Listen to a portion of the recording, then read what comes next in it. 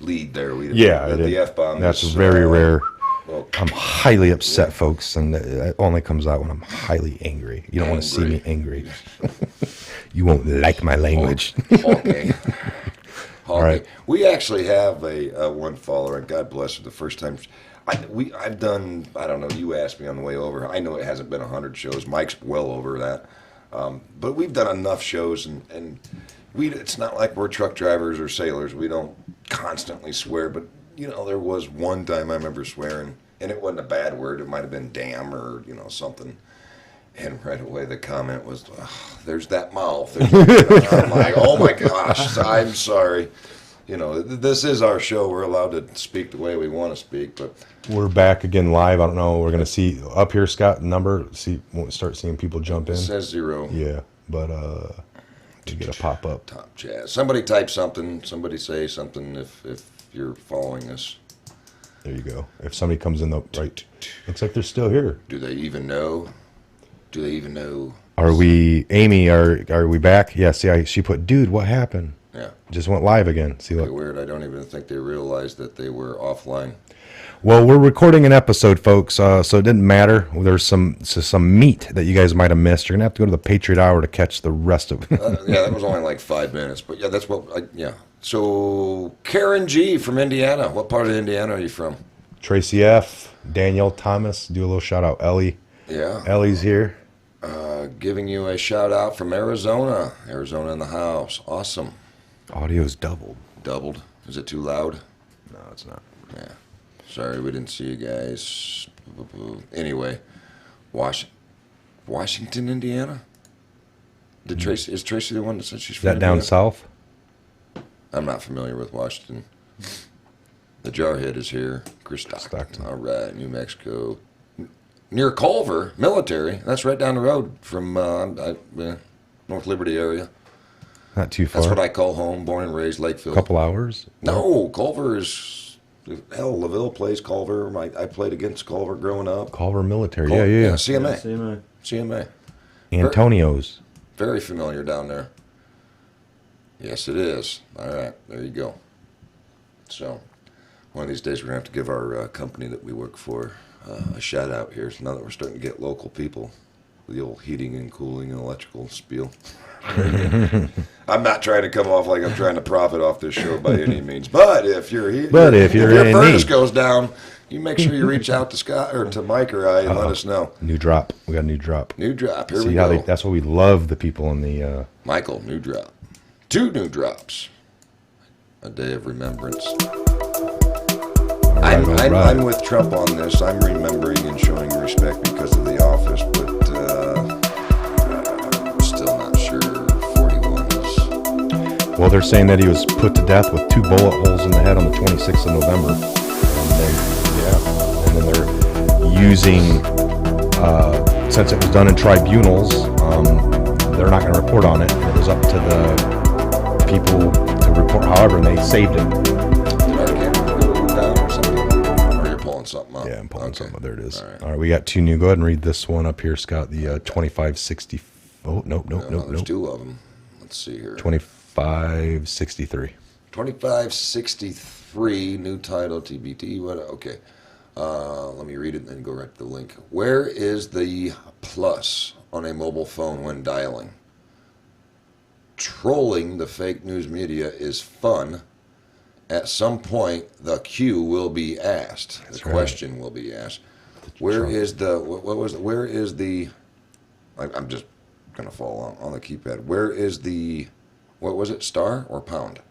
The plus. The plus? Yep, the plus. Am I missing something? There ain't no plus on this. Wait. On a dial pad? On a dial pad. It's below the 0, I think, isn't it? Oh, it is below the 0. So where is the What plus? does that mean? So let's look at this tweet. 0. You can zoom in on this if, well, I can try to put it. No, you're What does that say here? What the hell? Air Force One call sign showing Q. Uh-oh. Air Force One call sign showing Q. USAF VC 25A 92-9000. Those are all numbers reporting where Air Force 1, is that? No. This would have been That like is not public information. no. This would have been after the fact. It becomes public. Oh, okay, yeah. So like this could have been from Like this is the Special mission a 41. manifest. If you scroll down a little bit, I think it talks a little bit about yeah. And okay, so N at U.S. Air Force veteran, I guess. I don't know. 30,000 feet over central Mississippi, returning to Bush family. returning the Bush family to Texas. Air Force One, pound Sam 41 photo from about 30 miles away. Right there. So it's showing up as Q, huh? Let's slow that down again. You go ahead and keep talking. I'm going to see if I can follow along. Maybe one of our listeners is Dennis Whiter QZU. When the plus on a mobile phone and dialing, what does that have to do with? Yes, the plus sign. Okay, we'll go up here. Is So right below the 0, which operators are on standby. Q plus, Q0, anonymous put. And then just wrote back, operators are active. Go to 2565. Scott free equals WWG1 WGA. Q0 equals Q plus. At what point do they wake up? Q0 equals Q plus. At what point do they wake up? well, okay. They say there's somebody saying several drops since the start of the show. Well, we see 2. Is there? There you go. 2565. 2565 is the last one, folks. We just did 1, 2, 3, 4. Okay, I guess Did that's 4. The last one I did last night was 2561. That came out at 6:56 p.m. So yeah, we got them all ready. I got to go folks. back and watch the Clinton Foundation video. But anyway, anybody got any opinions on what we're AF9? Okay, so man, I can't slow that down. It might go too fast on our chat here. But AF92 9000 has installed 2 UHF SATCOM Honeywell K-band antennas on its spine, giving a special look to this particular aircraft. All right. Okay. Read 2563, Karen G says. 2563. 2563. Right here. Where is the plus on a mobile phone when dialing? Trolling fake news is fun. At some point, the question will be asked. Boy. Let me show you this real quick. Q link the other day. This is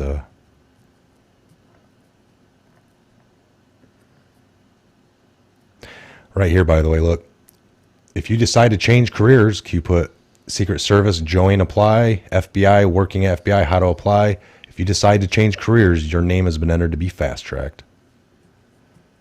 Really? Wild. Yeah, they're going to need some replacements. Why? A lot of dirt bags are going down, I guess. So if you're a Q follower, you're moving right to the top of the list, huh? If you're able to follow along with this shit, he said. There it is again. Bam! Another swear word. We need to swear jar. I have not. Kennedy avenged Dallas. Jack Rooney. Oh. Kennedy avenged Dallas. www.airliners.net. US here. Karen says trolling question mark. I'm asking the same question, Karen. What is Kennedy avenged Dallas? I mean, what's going on here? Yeah, that's a troll. Get out of that one. Don't click on that link. Stay away from 0101 tuber. Don't allow them to shut that one out. There, bam! That's third one. Live, baby. All right, hold on. Let me quit thinking. And That's for the Q to patch drinking. wearing sheriff deputy. Swear jar, Danielle. I'm with you. sorry. That's the third one. Chris is correct.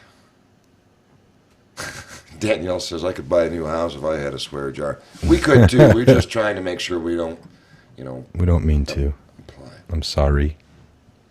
Where is what am I looking for here?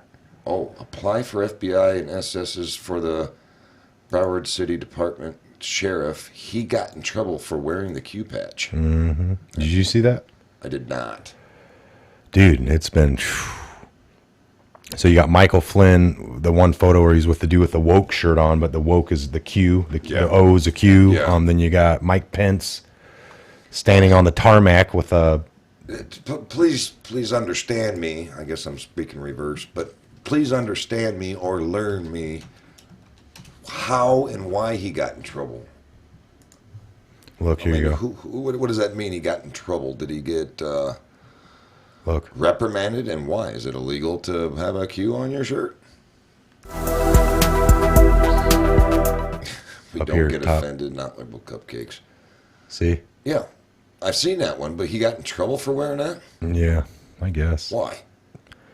Because then they looked into it. His boss is like, well, this whole Q thing, whoa. Like, I bet, there's probably something in there to where that's not, they can use it against him. So, that's not part of the uniform. You're not allowed to wear that, but I don't think they can fire him over it.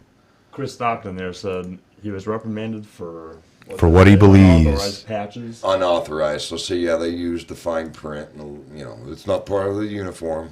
it's out of the regs. All right, Amy just repeated herself 3 times. Behave, Michael. Sorry. Sorry. All right, here, I want He to show. was fired, Robin L. is trying to tell us. All right, check this out for a minute. We'll be right back. That is my phone. The ship beneath you is not a toy. Sailing's not a game. So why the hell do it? Bill's character, Mr. Preston, of which you are in desperately short supply. They came from different places. And this Ocean Academy isn't recognized as accredited. It'll be a good thing, Dad. They sailed for different reasons. I don't want to be what I was when I left. There you go. Anonymous. But there was only one way We'll do it together. I can't. Climb! to survive on his ship. I will challenge them, and they will come together. Become a team. When we go one, we go all. Because where he was taking them What are they doing? Claiming their place in the world. could not be measured in miles.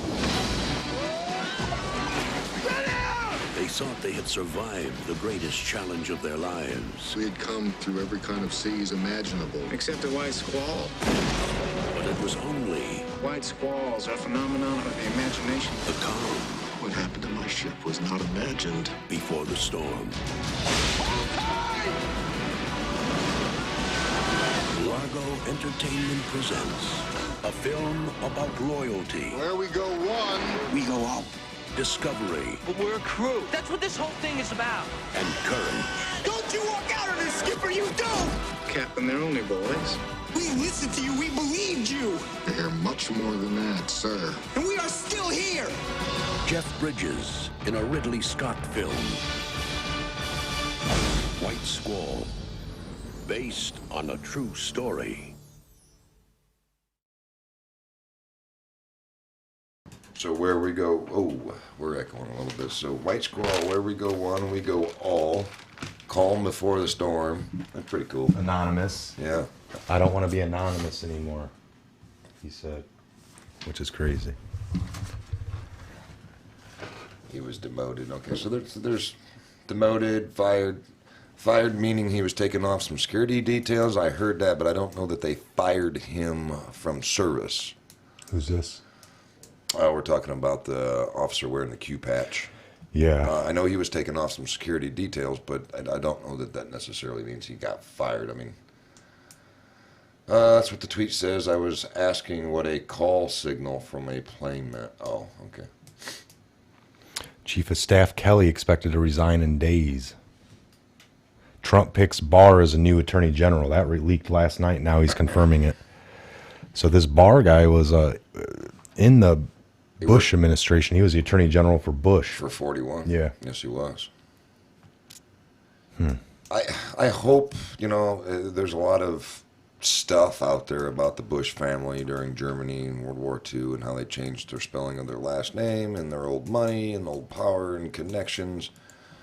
And then there's a lot of people that, don't get into the conspiracies or don't dig into those kinds of facts. I kind of wanted to talk about 41 just for a minute because of his death. I mean, it's the first time I've been back on the show in anyway. So you have all the conspiratists out there that have come up with facts on the Bush family. Weird stuff, where points, where they came from, yada, yada, yada.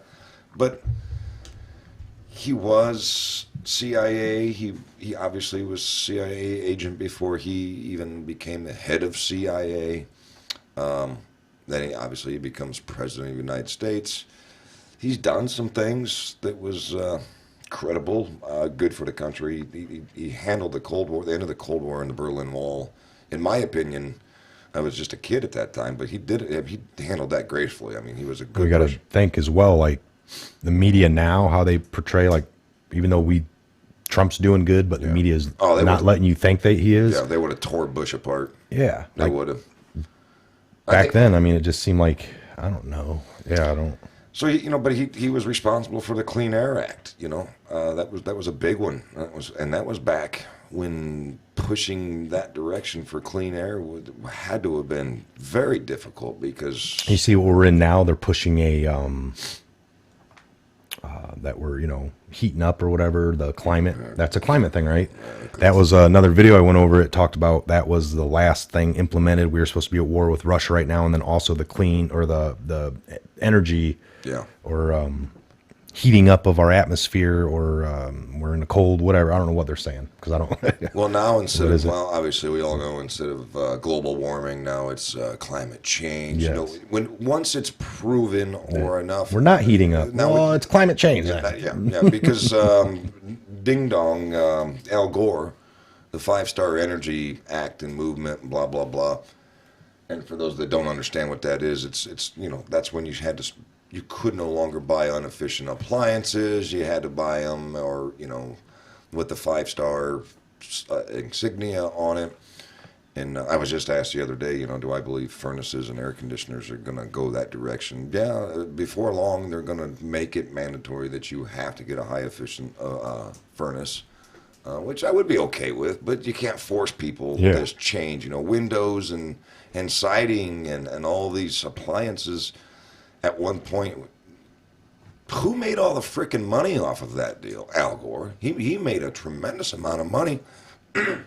So that kind of goes along with what I was going to say about the Bush situation. I'm not asking people to love the guy. I respect the office like Trump. Damn well the Trump family, not necessarily the Trump family, but Trump and the Bush family hate each other's guts.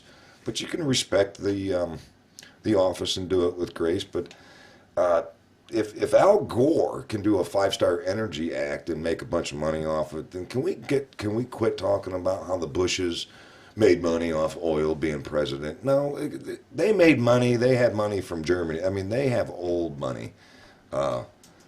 If they made a bunch from that, Prescott Bush made his money that way, and then that huge amounts of money they made then only allowed them to get into the oil game later on, and more money was made. I don't know either.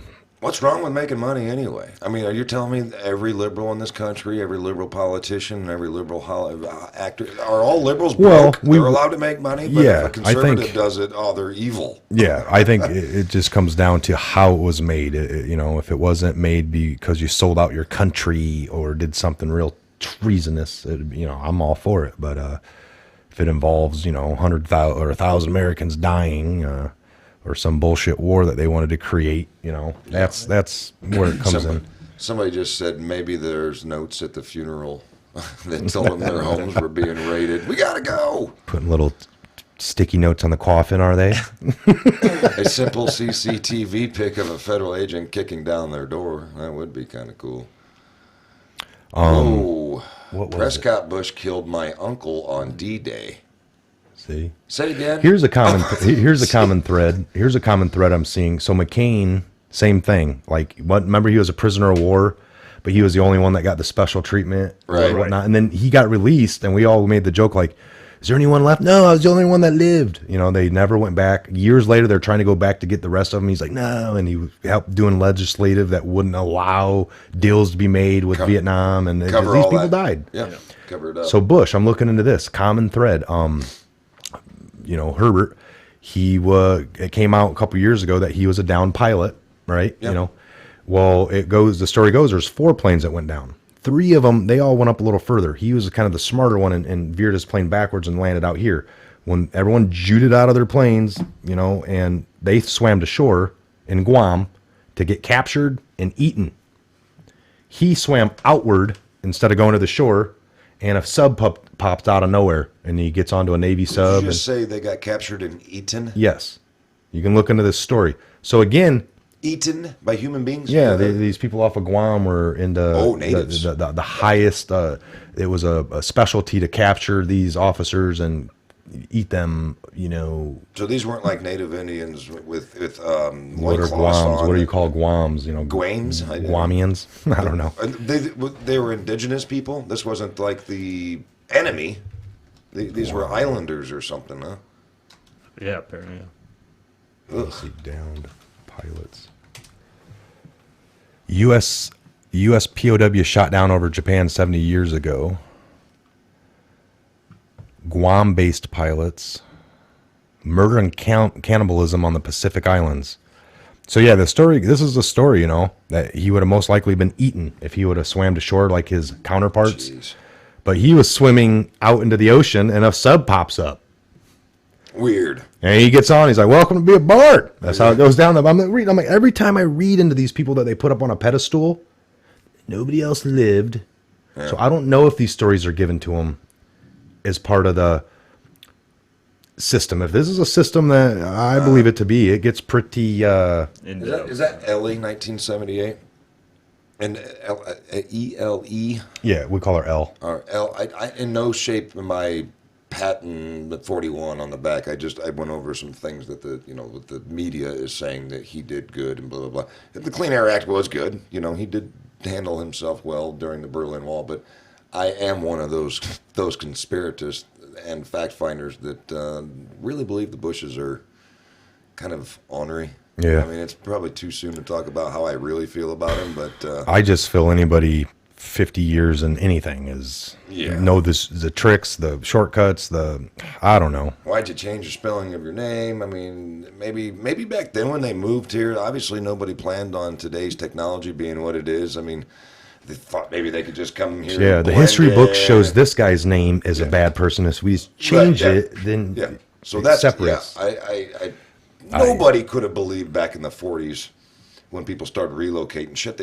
Pardon me, swear jar. They found the one guy from Germany.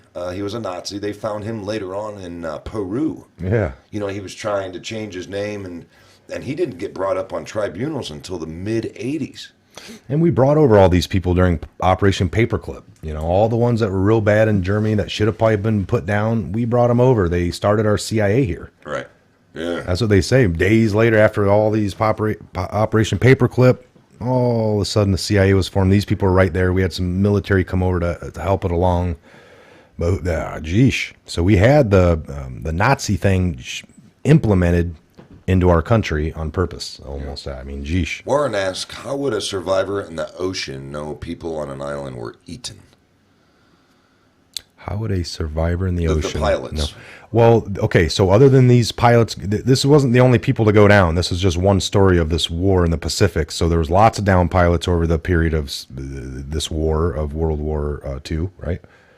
Am I right on that? Yeah, so what they're saying basically is indigenous people on those islands out in the Pacific have been known to be cannibalists, right? I mean, it's not like the Japs killed them, shot them down, put them on a turkey fryer and ate them, right? What you're saying is the story says there's indigenous people on these islands, just like in South America up until, I was just a kid when they found this group of people in South America still shrinking heads and doing, just crazy. All right, here we go.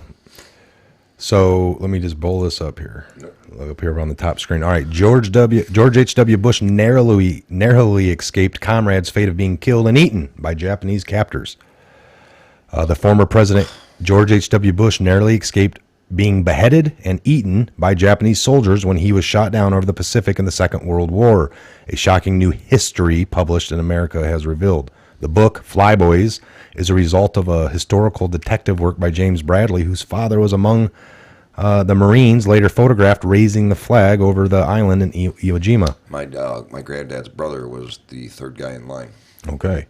Lieutenant God bless him. Lieutenant George Bush, then a 20-year-old pilot, was among the 9 airmen who escaped from their planes after being shot down during a bombing raids on the Chichijima, a tiny island 700 miles south of Tokyo. So that was September 44. There we go. So the horrific fate of the eight flyboys were established in subsequent war crime trials on the island of Guam, but details were sealed in top-secret files in Washington to spare their families distress. Mr. Bradley has established that they were tortured, beaten, and then executed, either by beheading with swords or by multiple stab wounds from bayonets and sharpened bamboo stakes. 4 were then butchered by the island garrison surgeons and their livers and meat from their thighs eaten by senior Japanese officers. What the F? So, isn't that against isn't there something in the Geneva Convention? I don't know. Thou shalt not eat the enemy. So there you go, folks. Now, how do they know? Like this guy wrote, you have Bush that swims out. The other ones were eaten. How would they have known that? It looks like all of them didn't get eaten. And this wasn't the first story of this. This was going on rampantly. So these pilots knew it was one thing to get shot down and go down, and then the fear of, oh my God, I'm going to get captured and probably eaten. So you had that kind of going on. I'm blown away. Well known. I mean, I'm a history buff. I did major American conflicts 1 and 2 in high school, and then later on, I just love history, and I love the wars. I don't mean I love that we had wars, but I love doing the research on it and reading up on it. I never heard this before. Geez, they actually even have a nice photograph of there's Bush. Weird. Downed pilot George Bush is rescued by Navy submarine, USS Finback. It's almost like they just said, what a great narrative. You know, you started this. Yeah. He was probably, got onto that sub that day, and in his little room they gave him to get, showered up. And right, and I agree with you. You will be president. The Japanese were much worse than most people think in Western society. It is fact that the Japanese, during that time, the soldiers, they fought to the death. They were, the one guy, they found him in the 70s or 80s. I'll have to Google that again.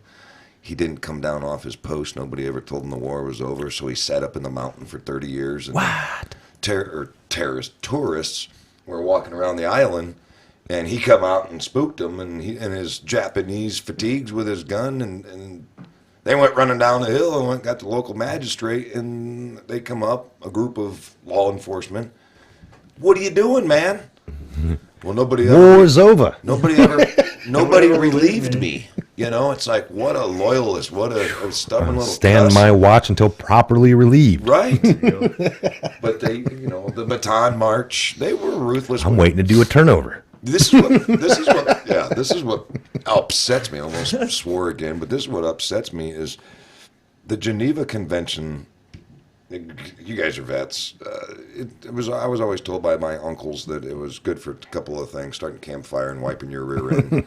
But the Japanese, the baton march and what they did to our soldiers, and then what the Germans did. But we're supposed to shut down Guantanamo. Guantanamo Bay. Yeah. Get the hell out of here. We are one of the most sovereign and polite militaries out now. We might give you shock and awe and destroy cities, and a few of you die that way. No, I'm betting Obama's going to soon wish that he would have shut it down like he promised he would in his campaign. I thought he tried. I thought they did. Or they were. Trump just got done putting $1.2 billion into it in renovations. Kind of like Texas, some states are outlawing or trying to ban capital punishment, and Texas is putting express lanes. Yeah. So go Texas. Yeah, no, Trump had, plans for it's going to be full here. I mean, they just detached that 305th Army military police going over there. There's 100 plus people. Yeah. Intake's getting ready to pop off. So the Geneva Conventions, we're all, I didn't know when that came into effect, but it looks like back in the 1800s, so it definitely should have been. Soren Toast Moon, I think that was his name. That happened several times on those islands. Hand-to-hand combat, head on a stick. Jeez. All right, we're at the 50-minute mark. We'll do some talk to some of the people here. Let me put this up top. Jaws, we didn't really let you talk a whole lot for a newbie.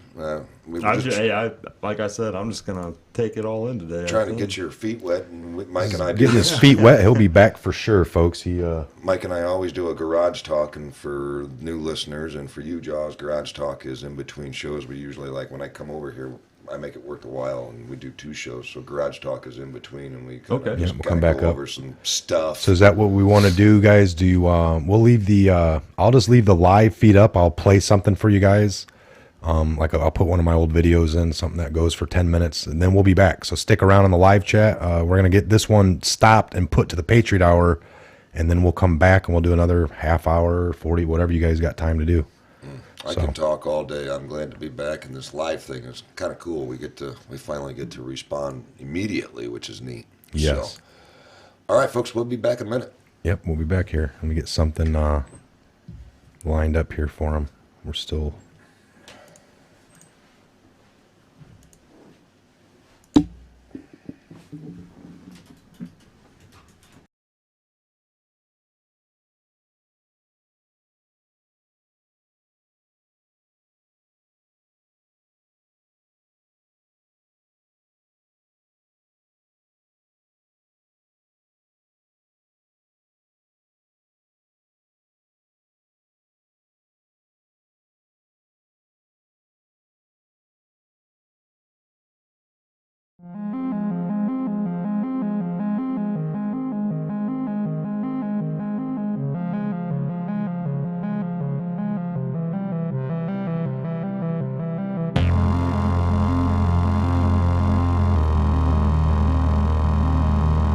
Something is going on. Some of us can see it.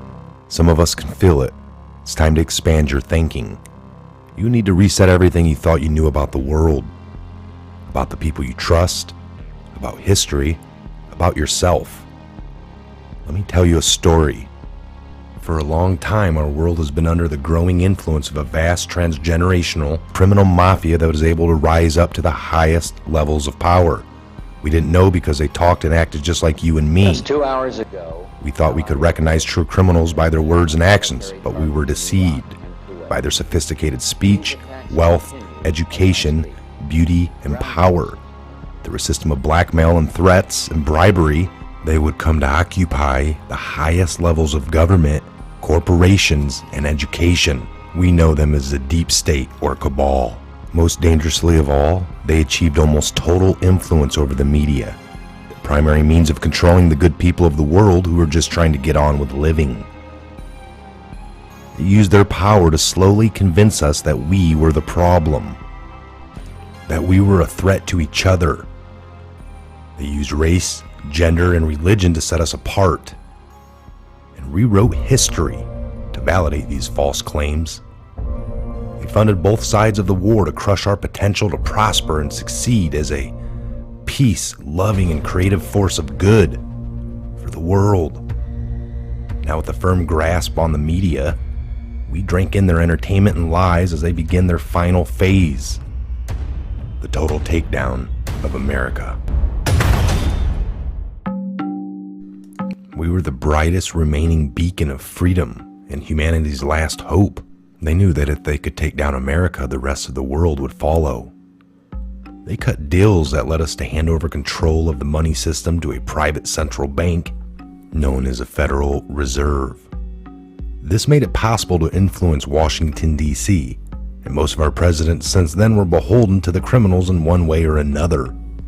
Things took a really bad turn when they concentrated vast power into the hands of the many civilian intelligence agencies throughout the world. They were there to protect us. Instead, these agencies were catastrophically weaponized to boost drug and human trafficking cartels, assassinate political opponents, undermine the military, and change regimes of foreign governments who did not want to adapt to this centralized system of money control.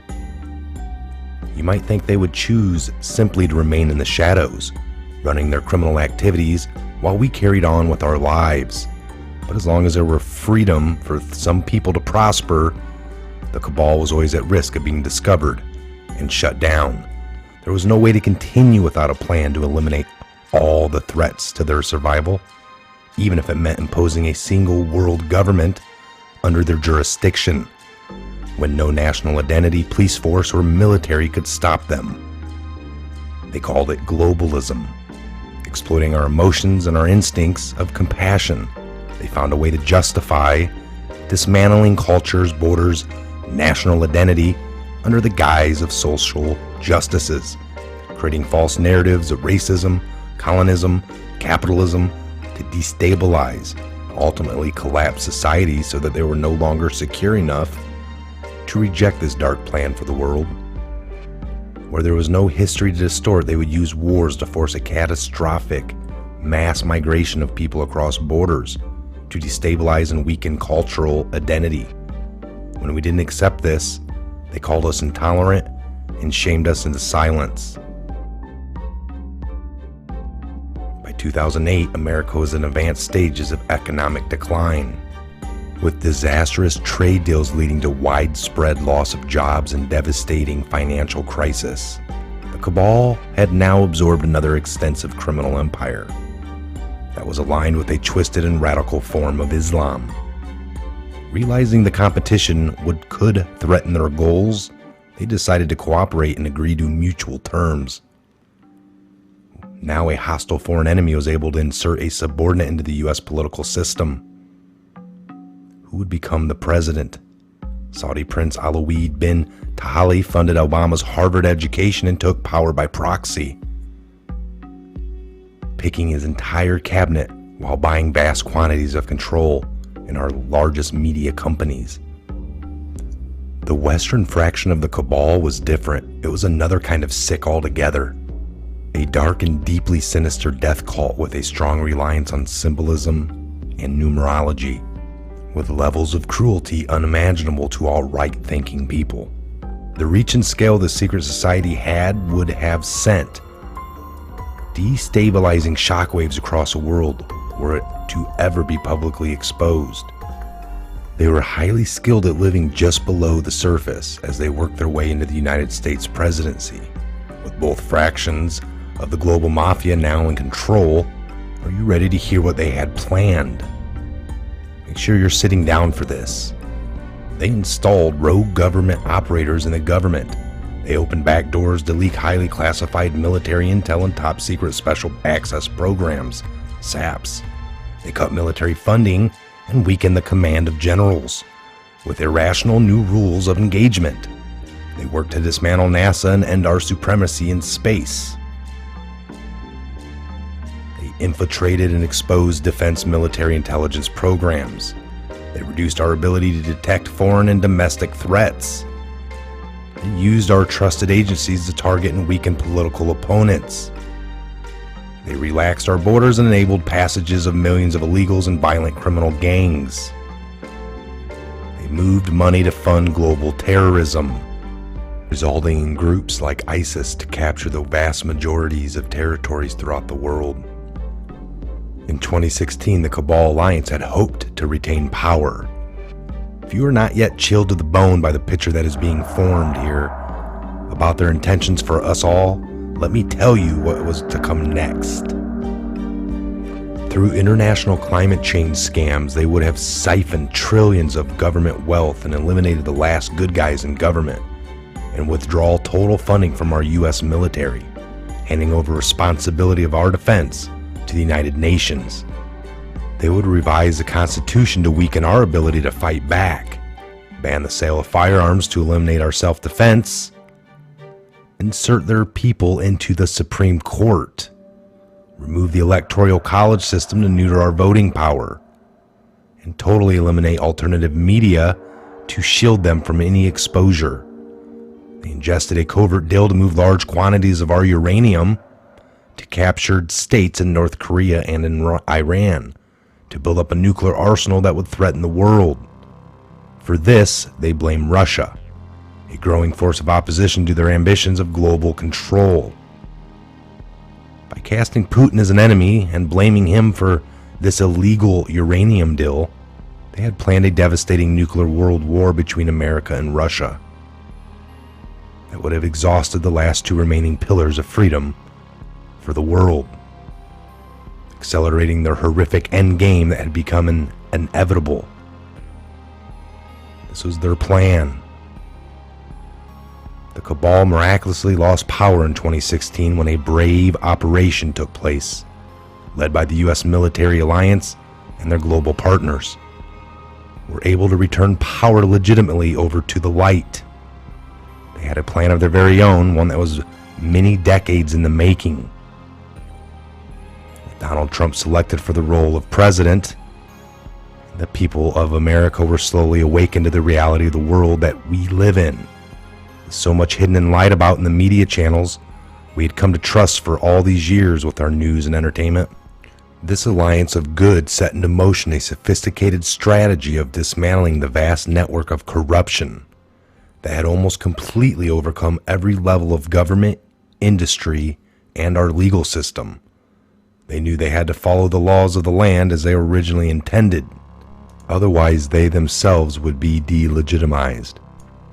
Even though they were just trying to free us from the silent stranglehold of tyranny that we had all come to accept as normal. The panicking deep state used any remaining power they had left to try to save themselves. Each day for 2 years was a careful and meticulously planned balancing act between public perception and the job that needed to be done. Moving too fast would shock and scare a sleeping public, still living in the prison of the mind that was created for them. But after all this, it appears now that not only are we winning, but we have won. The trajectory of this great storm is now radiantly clear. Now we look forward to a new future, thanks to the brave patriots who risked everything to save our world. This time for good. There is not a person alive who has experienced what a world without darkness could be like. A world of free energy that has been kept away from us to force our dependency on their fossil fuel monopolies. Abolishment of income tax that was illegally proposed to pay back interest on loans taken from the cabal banking system. Released cures for most of our deadly diseases. Unleashed space technologies to open frontiers we never dreamed possible. New technologies creating millions of jobs and yielding a global human renaissance to the likes of which we have never seen in the history of the world. Fellow Americans and citizens of the world, now is our turn to shine. Wherever we are, we will become the plan. When we choose to reject what they called globalism, we recognize the words they used to bend us to their will, and we say no more. It's time to turn off the media, follow your instincts, trust yourself, and be the plan. I'm Michael. God bless, Godspeed to each and every one of you worldwide. Where we go one, we go all.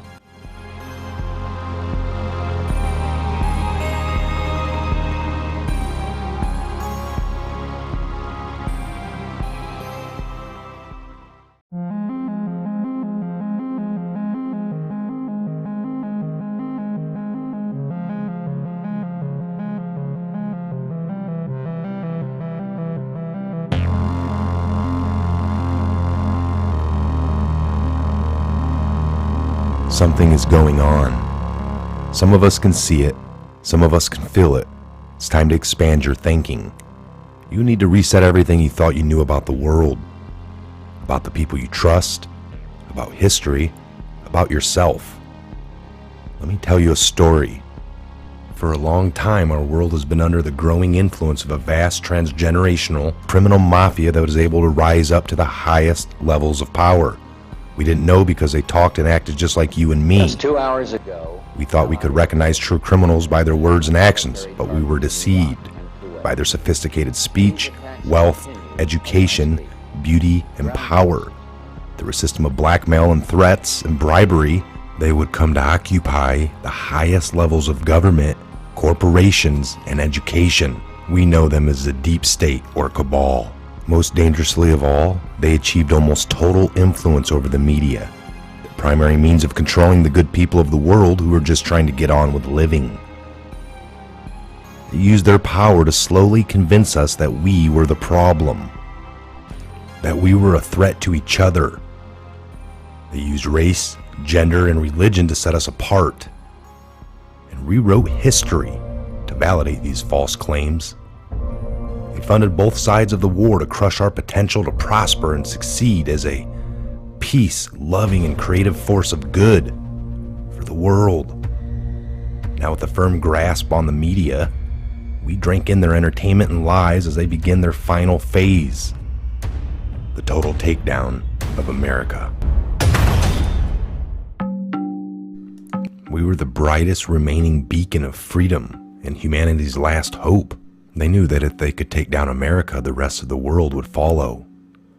They cut deals that led us to hand over control of the money system to a private central bank known as a Federal Reserve. This made it possible to influence Washington, D.C., and most of our presidents since then were beholden to the criminals in one way or another. Things took a really bad turn when they concentrated vast power into the hands of the many civilian intelligence agencies throughout the world. They were there to protect us. Instead, these agencies were catastrophically weaponized to boost drug and human trafficking cartels, assassinate political opponents, undermine the military, and change regimes of foreign governments who did not want to adapt to this centralized system of money control. You might think they would choose simply to remain in the shadows, running their criminal activities while we carried on with our lives. But as long as there were freedom for some people to prosper, the cabal was always at risk of being discovered and shut down. There was no way to continue without a plan to eliminate all the threats to their survival, even if it meant imposing a single world government under their jurisdiction, when no national identity, police force, or military could stop them. They called it globalism, exploiting our emotions and our instincts of compassion. They found a way to justify dismantling cultures, borders, national identity under the guise of social justices, creating false narratives of racism, colonism, capitalism to destabilize, ultimately collapse society so that they were no longer secure enough to reject this dark plan for the world.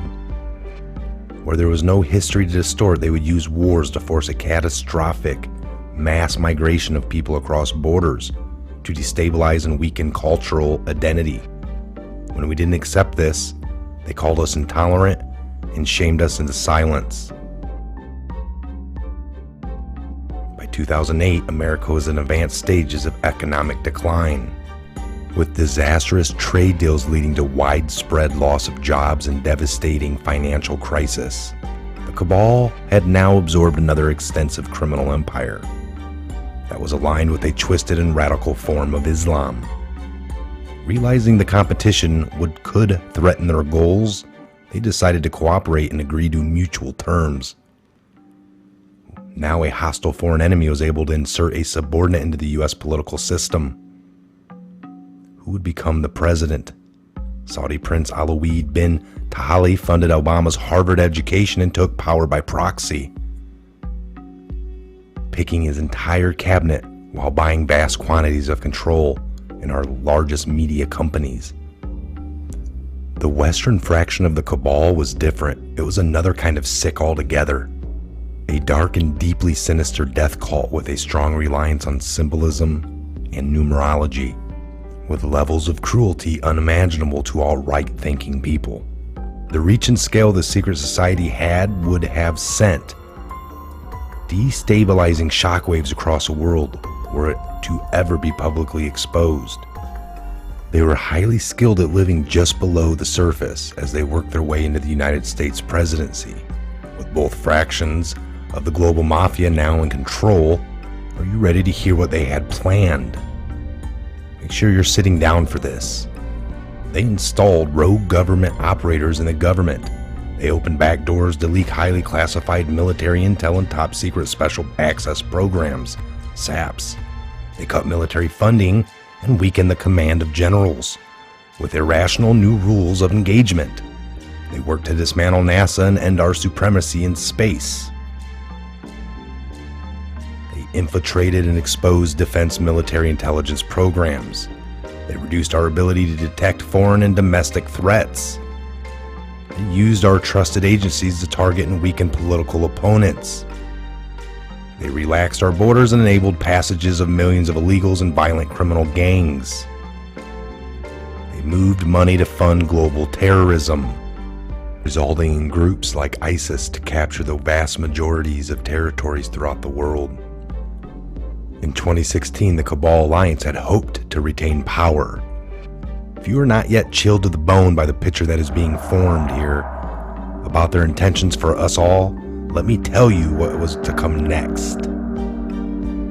Through international climate change scams, they would have siphoned trillions of government wealth and eliminated the last good guys in government, and withdraw total funding from our U.S. military, handing over responsibility of our defense to the United Nations. They would revise the Constitution to weaken our ability to fight back, ban the sale of firearms to eliminate our self-defense, insert their people into the Supreme Court, remove the Electoral College system to neuter our voting power, and totally eliminate alternative media to shield them from any exposure. They ingested a covert deal to move large quantities of our uranium to captured states in North Korea and in Iran to build up a nuclear arsenal that would threaten the world. For this, they blame Russia, a growing force of opposition to their ambitions of global control. By casting Putin as an enemy and blaming him for this illegal uranium deal, they had planned a devastating nuclear world war between America and Russia that would have exhausted the last two remaining pillars of freedom for the world, accelerating their horrific endgame that had become inevitable. This was their plan. The Cabal miraculously lost power in 2016 when a brave operation took place, led by the U.S. military alliance and their global partners, were able to return power legitimately over to the light. They had a plan of their very own, one that was many decades in the making. With Donald Trump selected for the role of president, the people of America were slowly awakened to the reality of the world that we live in. With so much hidden and lied about in the media channels we had come to trust for all these years with our news and entertainment. This alliance of good set into motion a sophisticated strategy of dismantling the vast network of corruption that had almost completely overcome every level of government, industry, and our legal system. They knew they had to follow the laws of the land as they originally intended. Otherwise, they themselves would be delegitimized. Even though they were just trying to free us from the silent stranglehold of tyranny that we had all come to accept as normal. The panicking deep state used any remaining power they had left to try to save themselves. Each day for 2 years was a careful and meticulously planned balancing act between public perception and the job that needed to be done. Moving too fast would shock and scare a sleeping public, still living in the prison of the mind that was created for them. But after all this, it appears now that not only are we winning, but we have won. The trajectory of this great storm is now radiantly clear. Now we look forward to a new future, thanks to the brave patriots who risked everything to save our world. This time for good. There is not a person alive who has experienced what a world without darkness could be like. A world of free energy that has been kept away from us to force our dependency on their fossil fuel monopolies. Abolishment of income tax that was illegally proposed to pay back interest on loans taken from the cabal banking system. Released cures for most of our deadly diseases. Unleashed space technologies to open frontiers we never dreamed possible. New technologies creating millions of jobs and yielding a global human renaissance to the likes of which we have never seen in the history of the world. Fellow Americans and citizens of the world, now is our turn to shine. Wherever we are, we will become the plan. When we choose to reject what they called globalism, we recognize the words they used to bend us to their will, and we say no more. It's time to turn off the media, follow your instincts, trust yourself, and be the plan. I'm Michael. God bless, Godspeed to each and every one of you worldwide. Where we go one, we go all.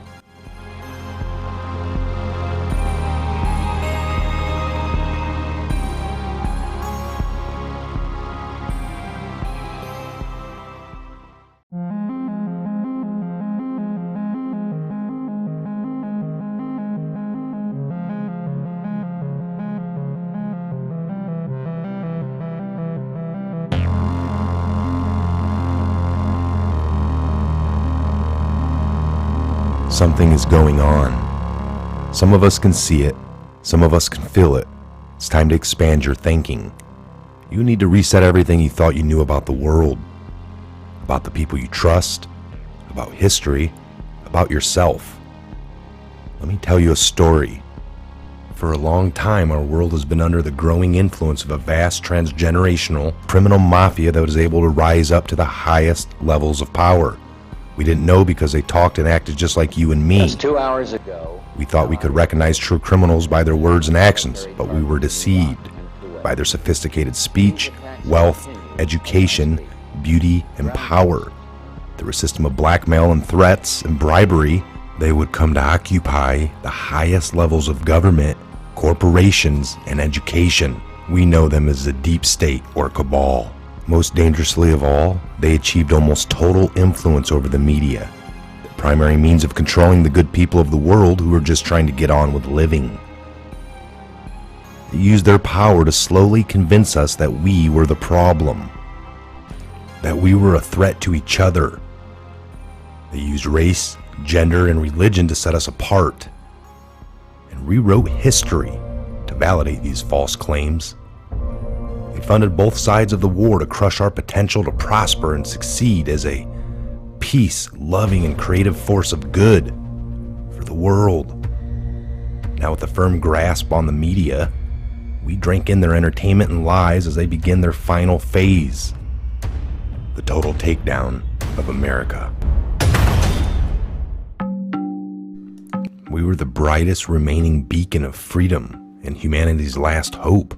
They knew that if they could take down America, the rest of the world would follow. They cut deals that led us to hand over control of the money system to a private central bank known as a Federal Reserve. This made it possible to influence Washington, D.C., and most of our presidents since then were beholden to the criminals in one way or another. Things took a really bad turn when they concentrated vast power into the hands of the many civilian intelligence agencies throughout the world. They were there to protect us. Instead, these agencies were catastrophically weaponized to boost drug and human trafficking cartels, assassinate political opponents, undermine the military, and change regimes of foreign governments who did not want to adapt to this centralized system of money control. You might think they would choose simply to remain in the shadows, running their criminal activities while we carried on with our lives. But as long as there were freedom for some people to prosper, the cabal was always at risk of being discovered and shut down. There was no way to continue without a plan to eliminate all the threats to their survival, even if it meant imposing a single world government under their jurisdiction, when no national identity, police force, or military could stop them. They called it globalism.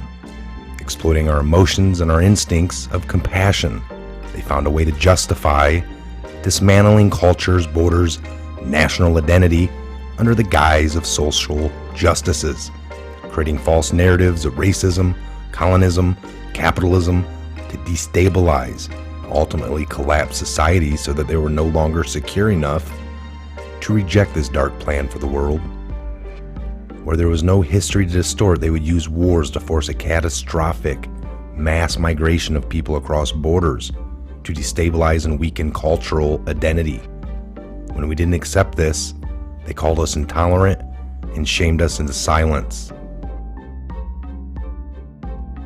By 2008, America was in advanced stages of economic decline, with disastrous trade deals leading to widespread loss of jobs and devastating financial crisis. The cabal had now absorbed another extensive criminal empire that was aligned with a twisted and radical form of Islam. Realizing the competition could threaten their goals, they decided to cooperate and agree to mutual terms. Now a hostile foreign enemy was able to insert a subordinate into the U.S. political system. Who would become the president? Saudi Prince Alawid bin Tahali funded Obama's Harvard education and took power by proxy, picking his entire cabinet while buying vast quantities of control in our largest media companies. The Western fraction of the cabal was different. It was another kind of sick altogether. A dark and deeply sinister death cult with a strong reliance on symbolism and numerology, with levels of cruelty unimaginable to all right-thinking people. The reach and scale the secret society would have sent destabilizing shockwaves across the world were it to ever be publicly exposed. They were highly skilled at living just below the surface as they worked their way into the United States presidency. With both fractions of the global mafia now in control, are you ready to hear what they had planned? Make sure you're sitting down for this. They installed rogue government operators in the government. They opened back doors to leak highly classified military intel and top secret special access programs, SAPs. They cut military funding and weakened the command of generals with irrational new rules of engagement. They worked to dismantle NASA and end our supremacy in space. They infiltrated and exposed defense military intelligence programs. They reduced our ability to detect foreign and domestic threats.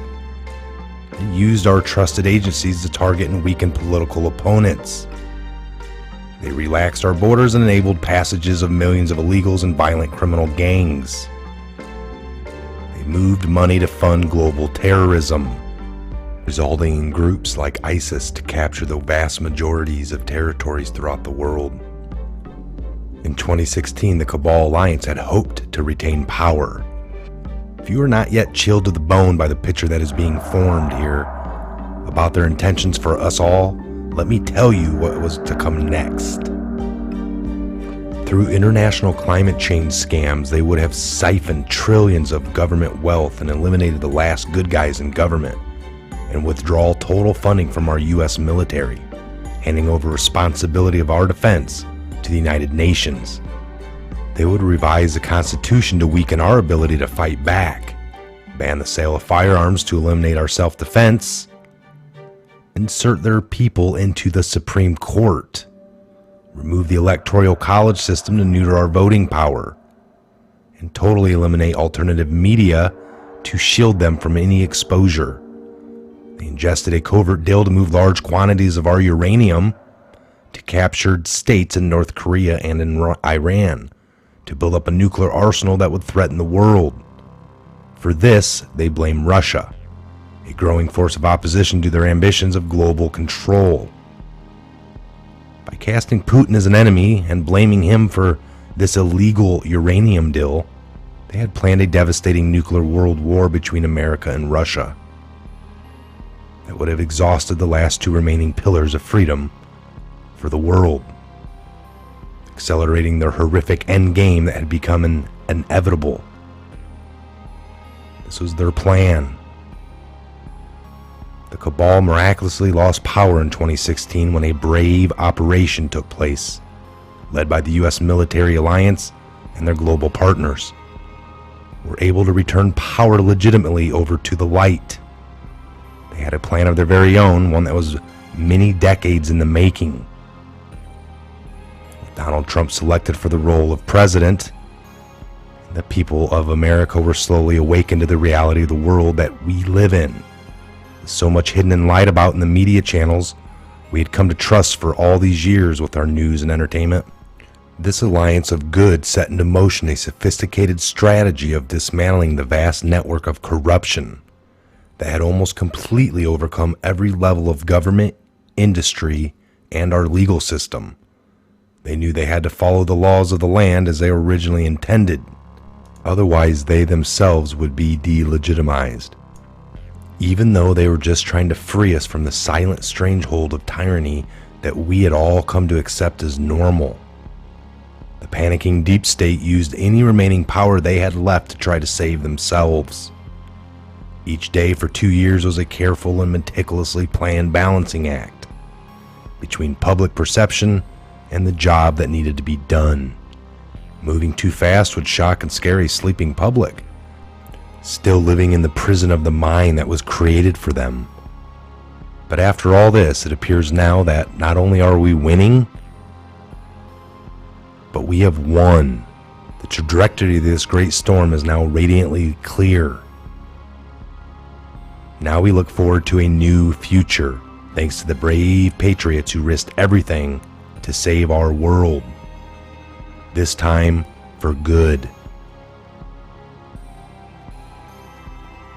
There is not a person alive who has experienced what a world without darkness could be like.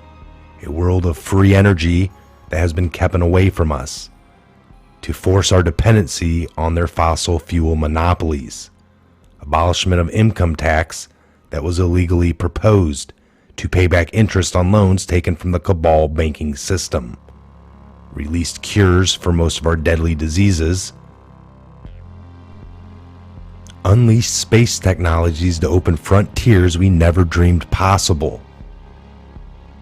New technologies creating millions of jobs and yielding a global human renaissance to the likes of which we have never seen in the history of the world.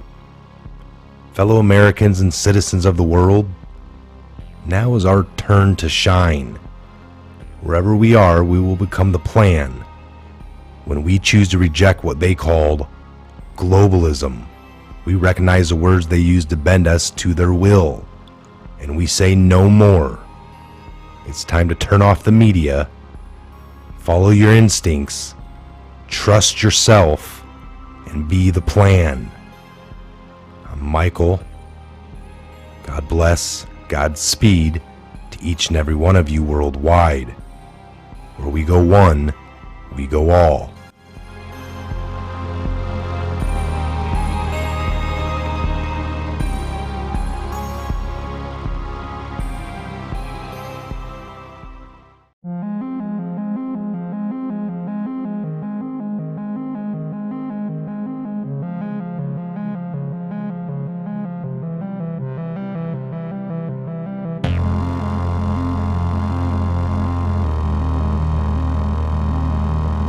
Something is going on. Some of us can see it, some of us can feel it. It's time to expand your thinking. You need to reset everything you thought you knew about the world, about the people you trust, about history, about yourself. Let me tell you a story. For a long time, our world has been under the growing influence of a vast transgenerational criminal mafia that was able to rise up to the highest levels of power. We didn't know because they talked and acted just like you and me. Just 2 hours ago, we thought we could recognize true criminals by their words and actions, but we were deceived by their sophisticated speech, wealth, education, beauty, and power. Through a system of blackmail and threats and bribery, they would come to occupy the highest levels of government, corporations, and education. We know them as the deep state or cabal. Most dangerously of all, they achieved almost total influence over the media, the primary means of controlling the good people of the world who were just trying to get on with living. They used their power to slowly convince us that we were the problem, that we were a threat to each other. They used race, gender, and religion to set us apart, and rewrote history to validate these false claims. They funded both sides of the war to crush our potential to prosper and succeed as a peace, loving, and creative force of good for the world. Now, with a firm grasp on the media, we drink in their entertainment and lies as they begin their final phase, the total takedown of America. We were the brightest remaining beacon of freedom and humanity's last hope. They knew that if they could take down America, the rest of the world would follow. They cut deals that led us to hand over control of the money system to a private central bank known as a Federal Reserve. This made it possible to influence Washington, D.C., and most of our presidents since then were beholden to the criminals in one way or another. Things took a really bad turn when they concentrated vast power into the hands of the many civilian intelligence agencies throughout the world. They were there to protect us. Instead, these agencies were catastrophically weaponized to boost drug and human trafficking cartels, assassinate political opponents, undermine the military, and change regimes of foreign governments who did not want to adapt to this centralized system of money control.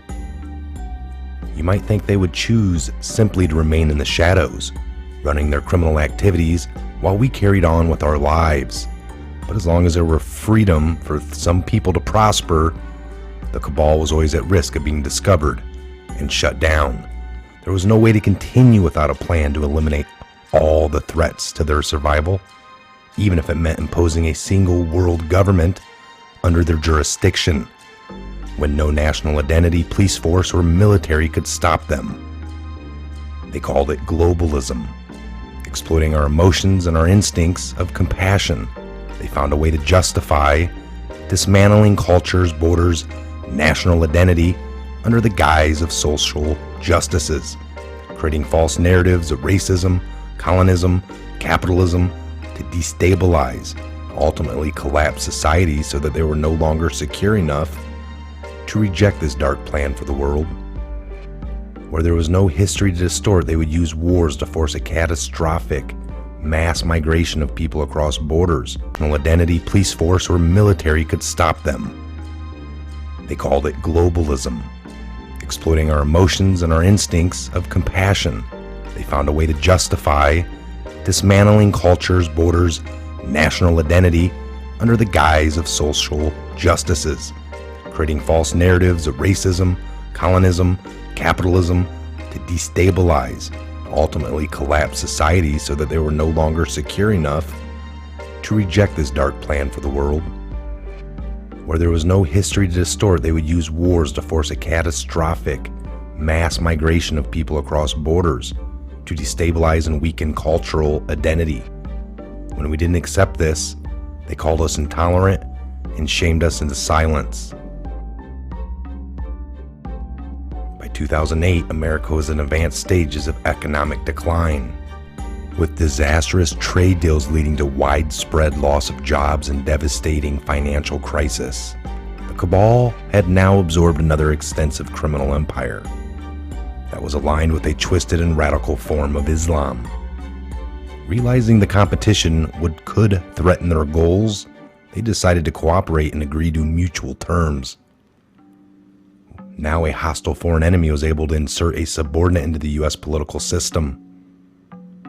Who would become the president? Saudi Prince Alawid bin Tahali funded Obama's Harvard education and took power by proxy, picking his entire cabinet while buying vast quantities of control in our largest media companies. The Western fraction of the cabal was different. It was another kind of sick altogether. A dark and deeply sinister death cult with a strong reliance on symbolism and numerology, with levels of cruelty unimaginable to all right-thinking people.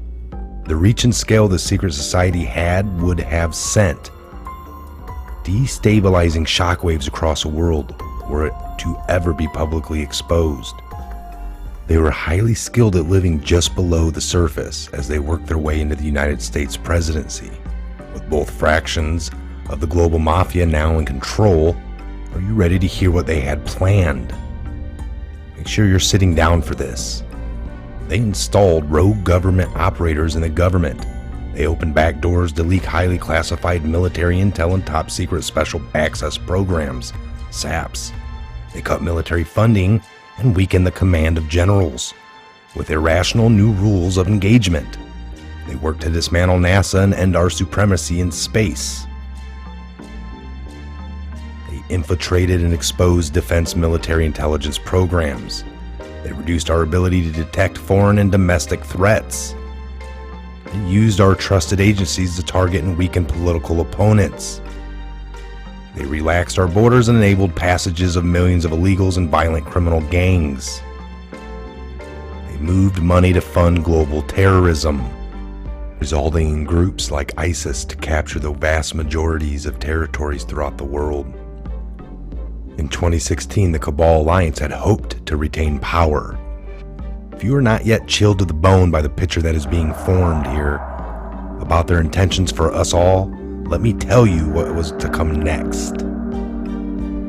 Through international climate change scams, they would have siphoned trillions of government wealth and eliminated the last good guys in government, and withdraw total funding from our U.S. military, handing over responsibility of our defense to the United Nations. They would revise the Constitution to weaken our ability to fight back, ban the sale of firearms to eliminate our self-defense, insert their people into the Supreme Court, remove the Electoral College system to neuter our voting power, and totally eliminate alternative media to shield them from any exposure. They ingested a covert deal to move large quantities of our uranium to captured states in North Korea and in Iran to build up a nuclear arsenal that would threaten the world. For this, they blame Russia, a growing force of opposition to their ambitions of global control. By casting Putin as an enemy and blaming him for this illegal uranium deal, they had planned a devastating nuclear world war between America and Russia that would have exhausted the last two remaining pillars of freedom for the world, accelerating their horrific endgame that had become inevitable. This was their plan. The Cabal miraculously lost power in 2016 when a brave operation took place, led by the U.S. military alliance and their global partners, were able to return power legitimately over to the light. They had a plan of their very own, one that was many decades in the making. With Donald Trump selected for the role of president, the people of America were slowly awakened to the reality of the world that we live in. So much hidden and lied about in the media channels we had come to trust for all these years with our news and entertainment. This alliance of good set into motion a sophisticated strategy of dismantling the vast network of corruption that had almost completely overcome every level of government, industry, and our legal system.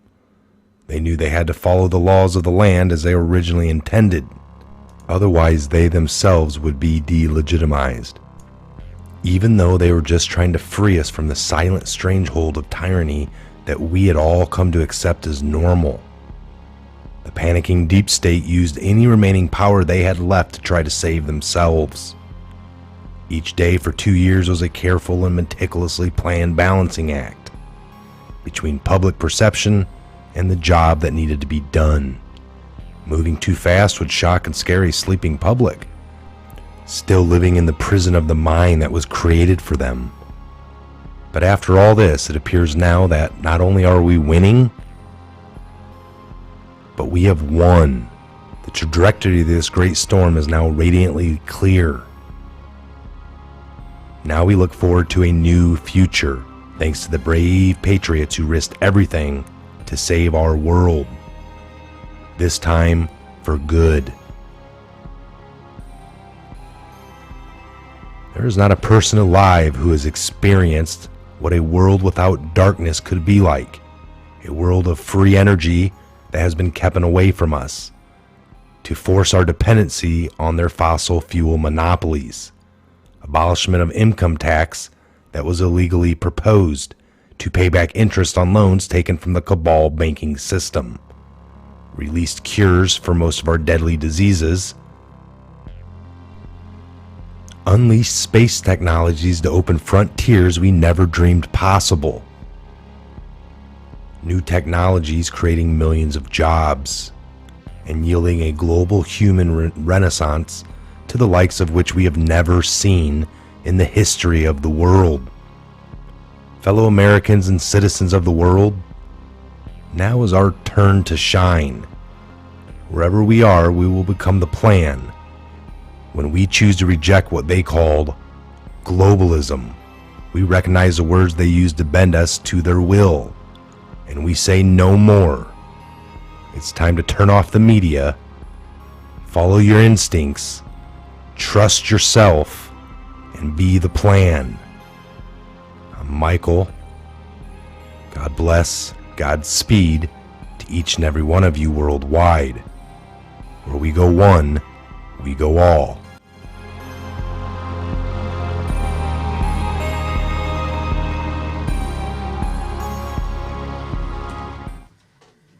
All right. You guys are Back. All right, we still got 45 people. Sorry for the long garage talk. We actually ordered a pizza and With extra bacon and pineapple. so let me see where the chat is. So I don't see it. There's 46 that are in here. Hardest thing for me is chocolate. All right.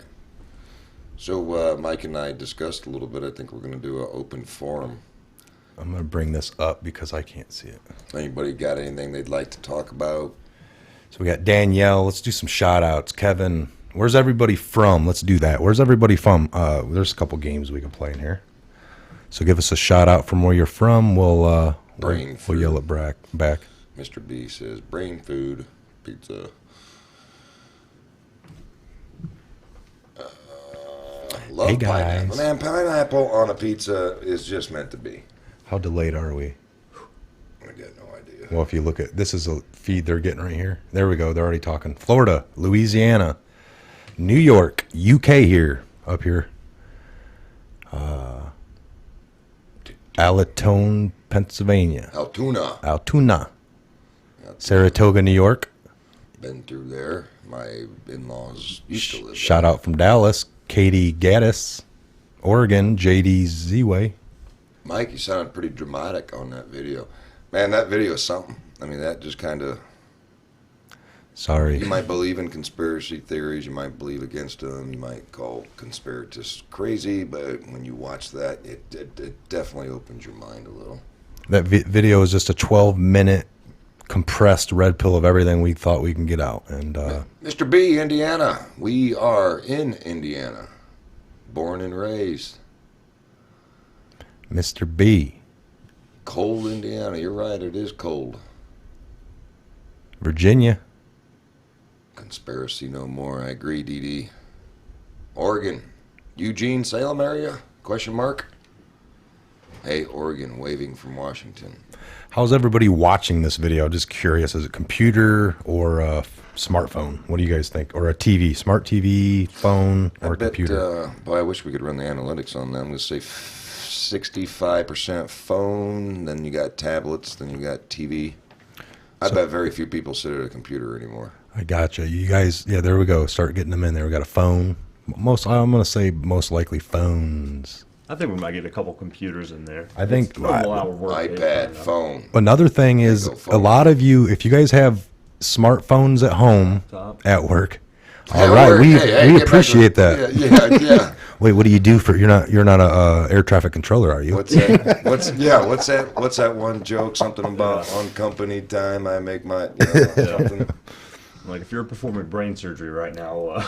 Yeah, see, there you go. Smartphone, but use TV most often. Frank Bolin. I was going to say, if you're at home and you guys have like internet and you have smart TVs, most people do now, if you have that connected and your phone, you're on your phone, you get the little cast button. If you hit that, you can shove it to your TV or something. It's a little bit. Smart-ass phone is more like it. Laptop, cool. We got Marissa. Okay, well, I'm thinking I'm pretty close with the percentages here. I see majority... More than half phones and then some tablets. Laptop, I'm going to call that a tablet anymore. One person so far is sitting at a computer. That's old school. Yeah. Chromecast. There you go. Self-employed flooring store owner. Hey, good for you, DD. Well done. Nice. Nice way to... Good capitalist. I, too, am a business owner, so good for you. We need more. We need more small businesses. I like how you lay the groundwork there. What's that? I don't know. Oh, Dee Dee. yeah, she's laying the groundwork, yeah. I like how you lay it down, DD. I hate this snow. Tablet. Old guy on PC. Hey, ain't nothing wrong with being an old guy. No, It's experience. we're on the PC right now. Yep, yeah. All right. No new Q. Still got the Q0 equals Q plus. I'm not real. Then Trump tweeted that scot-free, all right? So that scot-free leads to the maker of that movie that I showed you, the Squall, White Squall. It's about a group of people coming together and doing something, right? It's this whole kind of... But Trump tweeted scot-free. The media attacked him to give a bunch of attention that he spelt it wrong because he did S-C-O-T-T when it's S-O-C or S-C-O-T just for scot-free. Well, yeah, the smarter Scott spell it with 2 T's. Just saying. Well, that leads to the director of that movie, it's Scott-Free Productions. And that guy teamed up with Ridley Scott for that first movie, which gets into... Is that movie out? That's an old movie from the 90s. Yes, it's out. Like 96. I didn't even know that. That's why it looked old to me. I thought they were just intentionally trying to make old. it look... And it is based on a true story. Yes. How about and it's that? about, I don't want to be anonymous anymore. And where we go on. Anyway, yeah. It relates to a Trump tweet possibly. 98, Kevin just said, yeah. I want to, I don't know if maybe some of you weren't watching a little bit ago, if you're wondering who this big tall guy with the yellow backwards hat, that happens to be one of our softball team's hat Here. jersey. We're going to do something here to get a little bit more people. We got, 42 in the room right here, Scott? 42? Yeah. I'm going to hit record. All right, welcome to the Patriot Hour. It's Mike here, Scott, Jaws. He's a Army vet, special guest. Get over here, folks. I'm going to put the link down below. It's the only thing in the description box down below is going to be a link to get and join us over here on the Patriot Tech. We're going live. If you guys want to join in, we got some good discussions going on. A little bit of Friday afternoon red pilling. And actually, we're talking to the guests right now. Please join us. Right, fellas? Tell them to join in. That was a little weird. All right. So Danielle says, hey, Jaws, ladies and gentlemen, I'm not going to put him on the spot. I'm going to warn him I'm about to put him on the spot, so maybe he can start thinking of what he's going to say. Gary here, veteran in the military. Good guy. Sat through the first show kind of quiet, which I would have expected. I did. I had to. Came into this a little bit blind today, so I had to take a little time to learn my parameters. Oh, you're good, brother. Before we get into any meat, give me a minute because I'm going to take that video I just made, put it to the Patriot Hour, and then we'll see that number go up. Okay. To get more people in this for this last episode. We're still alive, though. Yeah, we're still alive. I was able to. Josh, you want to tell the people, do you care to tell people what you did for the military? Where have you been? What you see? What's your, like a 30-second commercial on who you are? Absolutely. But keep it at 30. Okay, there you go. I joined the military back in 2006, and I did that for just over 10 years. Got done with that, and then happily met Scott, who actually gave me employment. And we've been good buddies ever since, and today just kind of found myself here, and I'm definitely glad to be here. Served overseas, Operation Enduring Freedom. So it's nice to be able to sit here with a couple of true patriots and people that I get to call friends. So it's pretty cool. Thank you for your service, brother. Right on. Yeah. And you got more than just a few friends. We got the following's pretty cool. Yeah. Frank says, if prisoners claim to be Democrats, will they get released? ? Dems seem to be immune from prosecution. Well, Frank, I could always go along with that until now. I'm real intrigued with the video and the storyline that we just watched during the break. I think Mike posted it up on the Patriot Hour. January 1st, we should start seeing a lot more, Mike. Say that again because I'm doing all this. I know. Techie. Sorry. What did he ask? If people get The joke is Dems seem to be immune from prosecution. If a prisoner claims to be Democrat, do they get released? That's the joke. them seem to be immune. Well, they have seemed to be immune. The whole vast system set up on most of what they push and go for. So I think with all this Huber investigation, with all this Mueller investigation, everything coming to the tip and the peak right now, we're getting ready to see a big flip in the script here. It's going to be whoever's done wrong is going to go down. It's going to cross both party lines. Right now, the optics is, these Dems. I don't know who he's really talking about. He's got to be talking about Hillary, maybe Loretta Lynch, but these are all been the way we see it to be. Like, it can't be legit that she met him on the tarmac and talked only about the kids. Where's the proof? We're waiting on the proof, unfortunately. Jaws, you got a bunch of people thanking you for your service. Yeah, I'm sitting here. You guys, I'm just like sitting here, sorry, staring off with a smile on my face, reading the screen. I appreciate everybody very much. At the mouth. Yeah, thank you guys very much. I appreciate each and every one of you. I'm going to just check my phone to make sure that went good, and we'll see here. We got 45. What's everybody staring at, Mike? What are our cameras? I mean, are they seeing what are the? I always have a hard Ours is time up here. Okay, so that's what they're seeing. Okay. Yep. Well, now you just took away the. Yeah. I guess it's down here. I can follow along here while you're doing. Whatever. There's that one. Let me keep that up, right? And then I gotta learn to get this damn thing out of my face. we're just getting adjusted here, folks. I'll put that back up there. Not like anybody cares to see it, but. Okay, it's up there. Sometimes I feel like I'm on the radio, and then I look over and see the big mug.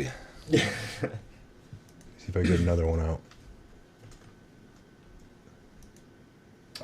This guy says, "Uh-oh, you just blew it away." It's up top too Okay, again. there it is. He says, crap, where'd it go? Video.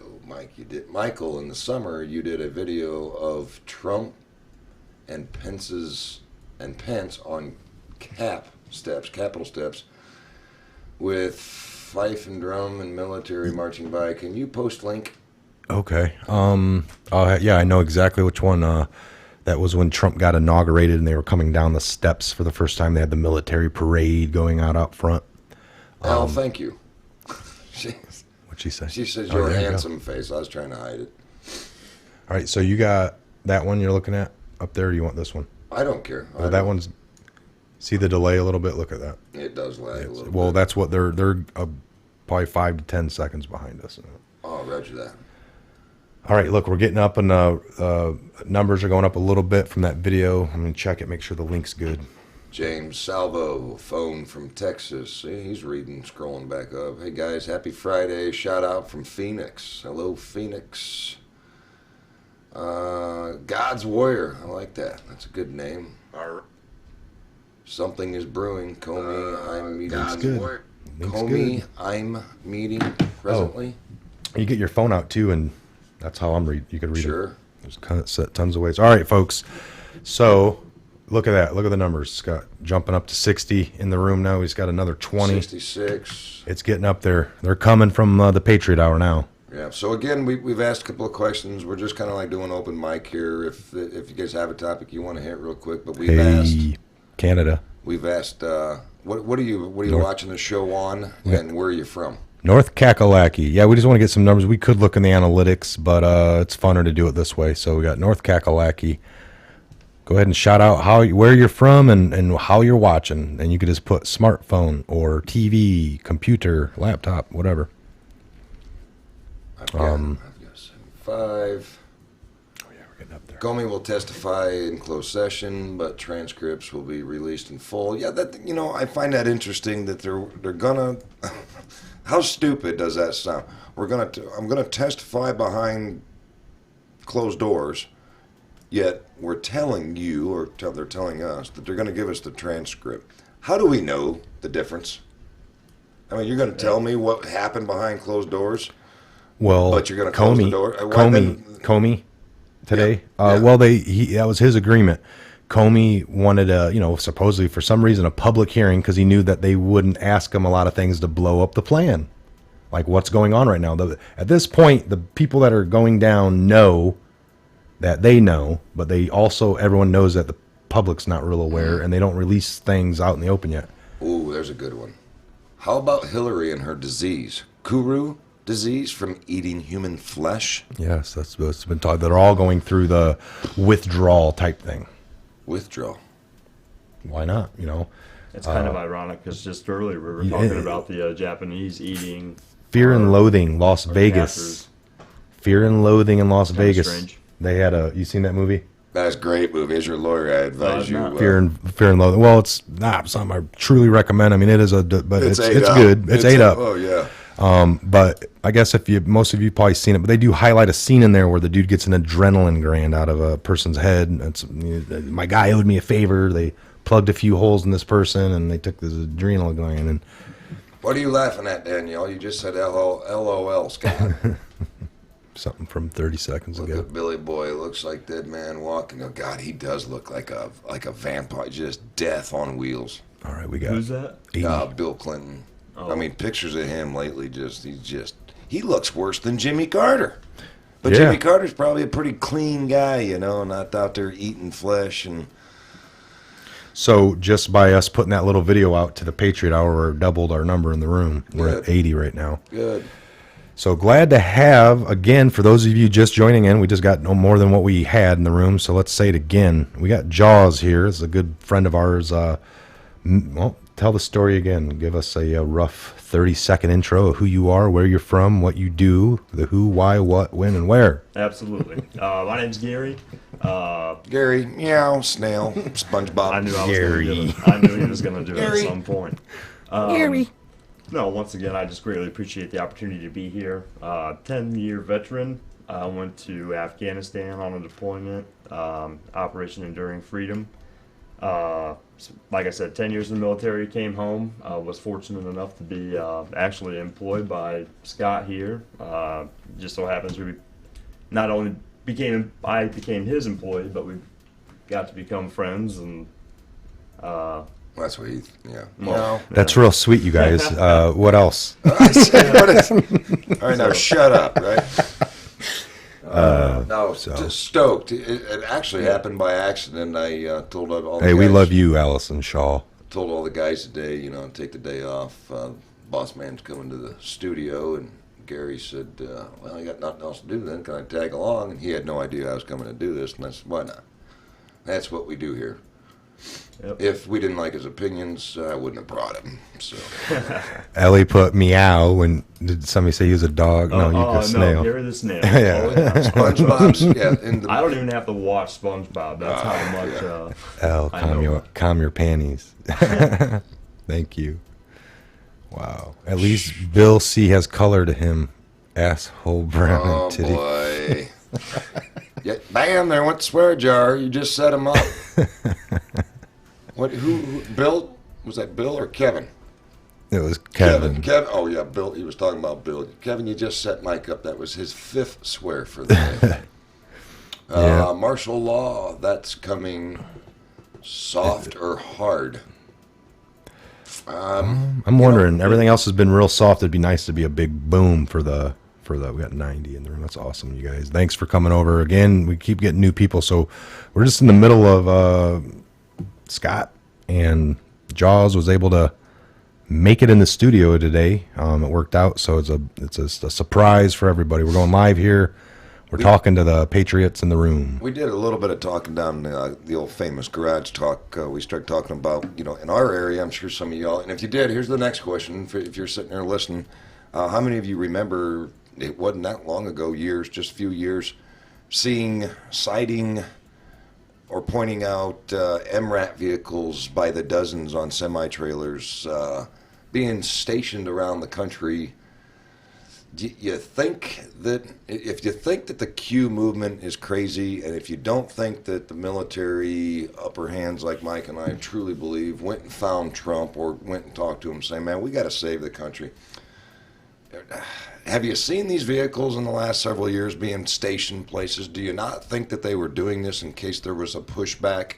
And on top of that, what the hell are all these liberals going to do if they'd like to take our guns. They'd like to put us all, down like old dogs or whatever. But what do you suppose they're going to fight us with? And I don't want to use expletives or anything, but what are all these softy snowflakes going to, what are they going to throw rocks at us? I mean, do they really think this is a war they want? So I just seen somebody's post up there or whatever, pain's coming. I think it is. And, like Thomas Jefferson always said, he said every 50 years, I think it was him, or Hamilton, every 50 years a sovereign country should bleed within to appreciate its freedoms. Well, and it's been longer than that for us. Come and take it. I'm a firm believer in any of this going on, what I see getting ready to transpire. The biggest thing that people should be upset about is that we had a civilian, non-political guy come into the system and get attacked by all of our intelligence gathering things they're supposed to use against enemies. This is like a sacred thing, to be a president, try to do it, and to have that. That's what we should all be really, really pissed about. That really did happen. Those are facts. That's all going to come to light. Name 3 generals. Hold on a minute. I don't know if he's trying to debate or what. Name 3 generals that asked him to run, ? 3. Could we go back to Schwarzkopf? Could we... Which generals? What is he talking about? Well, he just asked, and I don't know if he's being facetious. Is that the right? Facetious. Or he's just asking our opinion on what generals maybe we think are... That asked Trump to run? Yeah. Could it been Schwarzkopf? No, there's probably these ones around him today, Yeah. But where did all those... I would say probably I don't know, Kelly maybe, but Kelly's getting ready to... Maybe he's going to take on another role. Who was the black general McAllister that I wanted to see run? Rogers. I know Rogers. I think possibly Rogers. Mike Rogers. Powell. Where'd these guys go? You don't hear much about them. They're done. They write books and are CNN correspondents now. Pittsburgh, Pennsylvania on news asking people Flynn, Rogers, and Kelly to bring in their guns and get $50 gift cards. Ugh, sorry, Pennsylvania. Petraeus. So we could have Flynn, Rogers, Kelly, Petraeus. Yeah, Dunford. I think Jennifer Dunford for sure. Yeah, I don't know who this plan involves. We know, what was it? The plan involves less than 2. It takes 2 hands, but it's less than 10. That's what we were told. So it could be as many as 9. And they said 3 are civilians. Or 3 were military. Look what James Salvo just asked. Isn't it ironic? Because I just had a conversation with a guy today. James. What is your opinion on the JFK theory? This is one of my favorite theories. So JFK Jr. could fly that plane without a problem over 10,000 man-hours, right? And all of a sudden, one day, on perfectly clear sky, good weather, plane crashes into ocean, dies, right? My question I talked to these 2 about it, but I had this conversation with one of my part suppliers this morning. I said, who do you think was the most electable person to the presidency that never actually got the chance to run? And my answer was obviously JFK Jr. He was loved. His mom and dad were the Camelot, and he had plans, or there were plans for him to run for a Senate seat in New York. I was part of this plane wreck look for. Weird that he wrecks. Weird that one of them Senate seats then was taken by some redneck from Arkansas that later became Secretary of State that also ran for presidency. Is that ironic? I don't know. Is JFK alive, Jr.? No. They killed him. He's one of the ones that... Okay, let's... JF... Jumping back to the presidency and Petraeus, it's kind of ironic that got brought up. I didn't know I was going to be here today. I actually have his challenge coin. I carry it around in my wallet. Check that out, Mike. Very nice. 4-star General Petraeus. I actually had the opportunity to meet him in Kyrgyzstan on my way home from Afghanistan. For about 20 minutes, and at the end of our conversation, he handed me that. So, yeah, we have actually on my phone here. Jaws sent me a picture once before. Jaws also is what I call a gunny. I don't know that he actually was a gunny per se. No, I was a E5. I was a sergeant in the Army. Yeah.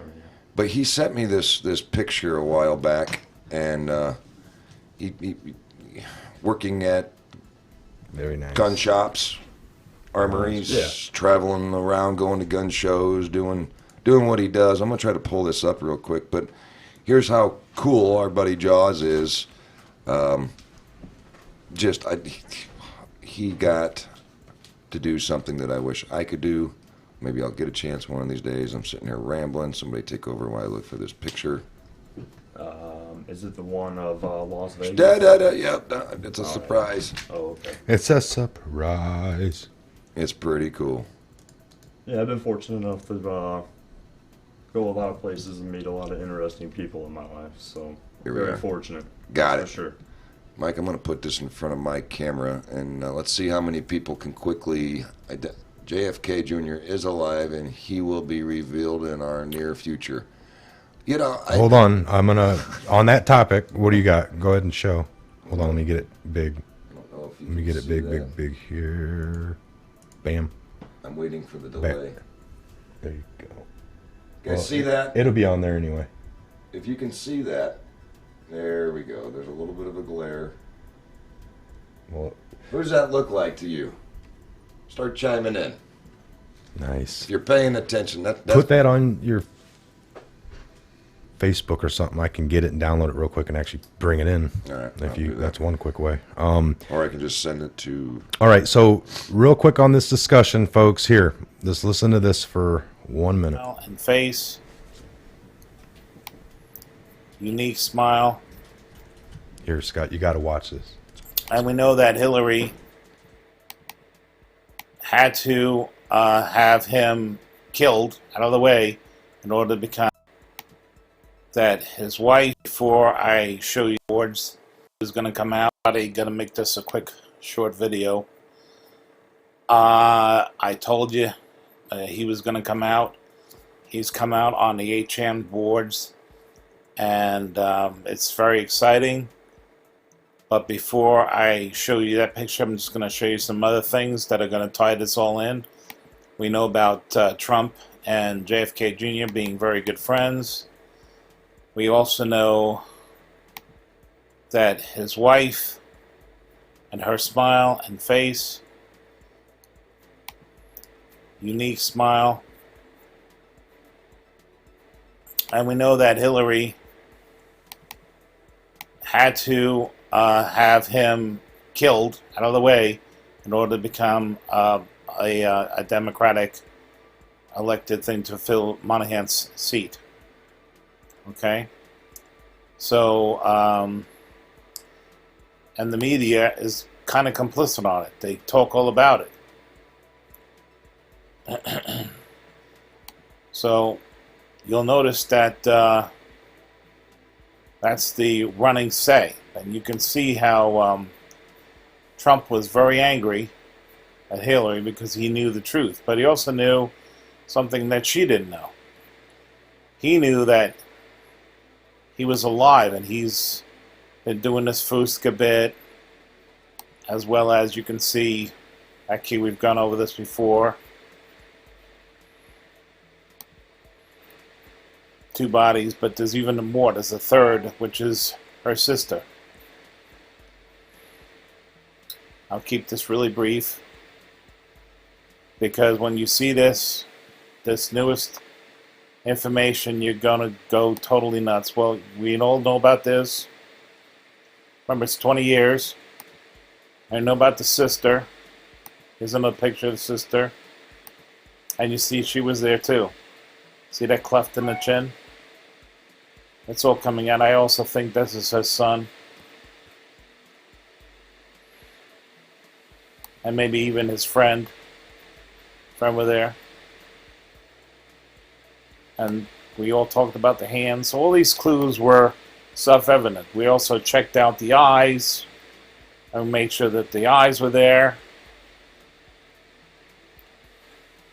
And he has transparency overlay, and you could see that it's there. Now, things that happen as you get older, the nose continues to grow, and the ears continue to grow. Something that people didn't realize. And here's an overlay with the transparency of that. See? Now, this next picture, if you cut it in half, and you see it matches up perfectly. So, and he showed up many, many different places, as we can say this. But now I know who Q is. And I've always suspected. I was doing a research on this, and this bell is taken from John F. Kennedy's boat. And that's where the saying came from. But also the trip codes point you to his books. All the trip codes do point. And the president would say soon. These are the memes from the meme server site. This is JF Kennedy's boat. Honey Fitz. Wow. And that's the. All right. Well, I'm sold a little bit. I was just thinking, oh my gosh, if that's true, then an attempt on his life was taken. You needed an infrastructure within. You needed to clean it all up and get Trump in there for what? For Trump to then pass the torch. Ladies and gentlemen of the country and the world, Junior is alive. And he's well protected, and he now is going to run for president of the United States. How cool, full circle would that be if we actually found out that he is in fact alive? Wow. But why would he go in hiding? Did he go into hiding and wait until somebody like Trump came in and cleaned stuff up, and he felt safe to run again? I mean, I don't know if the plan started way back then. Is he Q? Somebody close to Trump? I don't know. I don't think it is. I think there's another person that was going by the name R that could have been himself, because they got asked, like, is another person that was posting name R instead of Q, and they're like, is R real to the Q? And Q said there's only one Q. He never said R wasn't real. He just said there's only one Q. Yeah. So Amy says that's very possible. That would be amazing. I mean, I could see how you would have to get the hell away, you know. Think about this. If you were born as a little kid and your dad was assassinated, that's all you grew up seeing on the TVs every year around November. It got played. There was movies, conspiracy movies.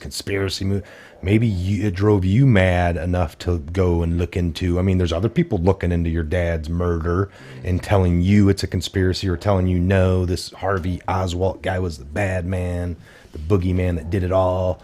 Or was there some huge conspiracy? And we had that deathbed CIA guy 2 summers ago, remember? On his deathbed, why is this guy talking? Yeah. At the last minute, did he want to? But he said his involvement was, he was down in Dallas 5 months beforehand. They were moving houses. It was a CIA op.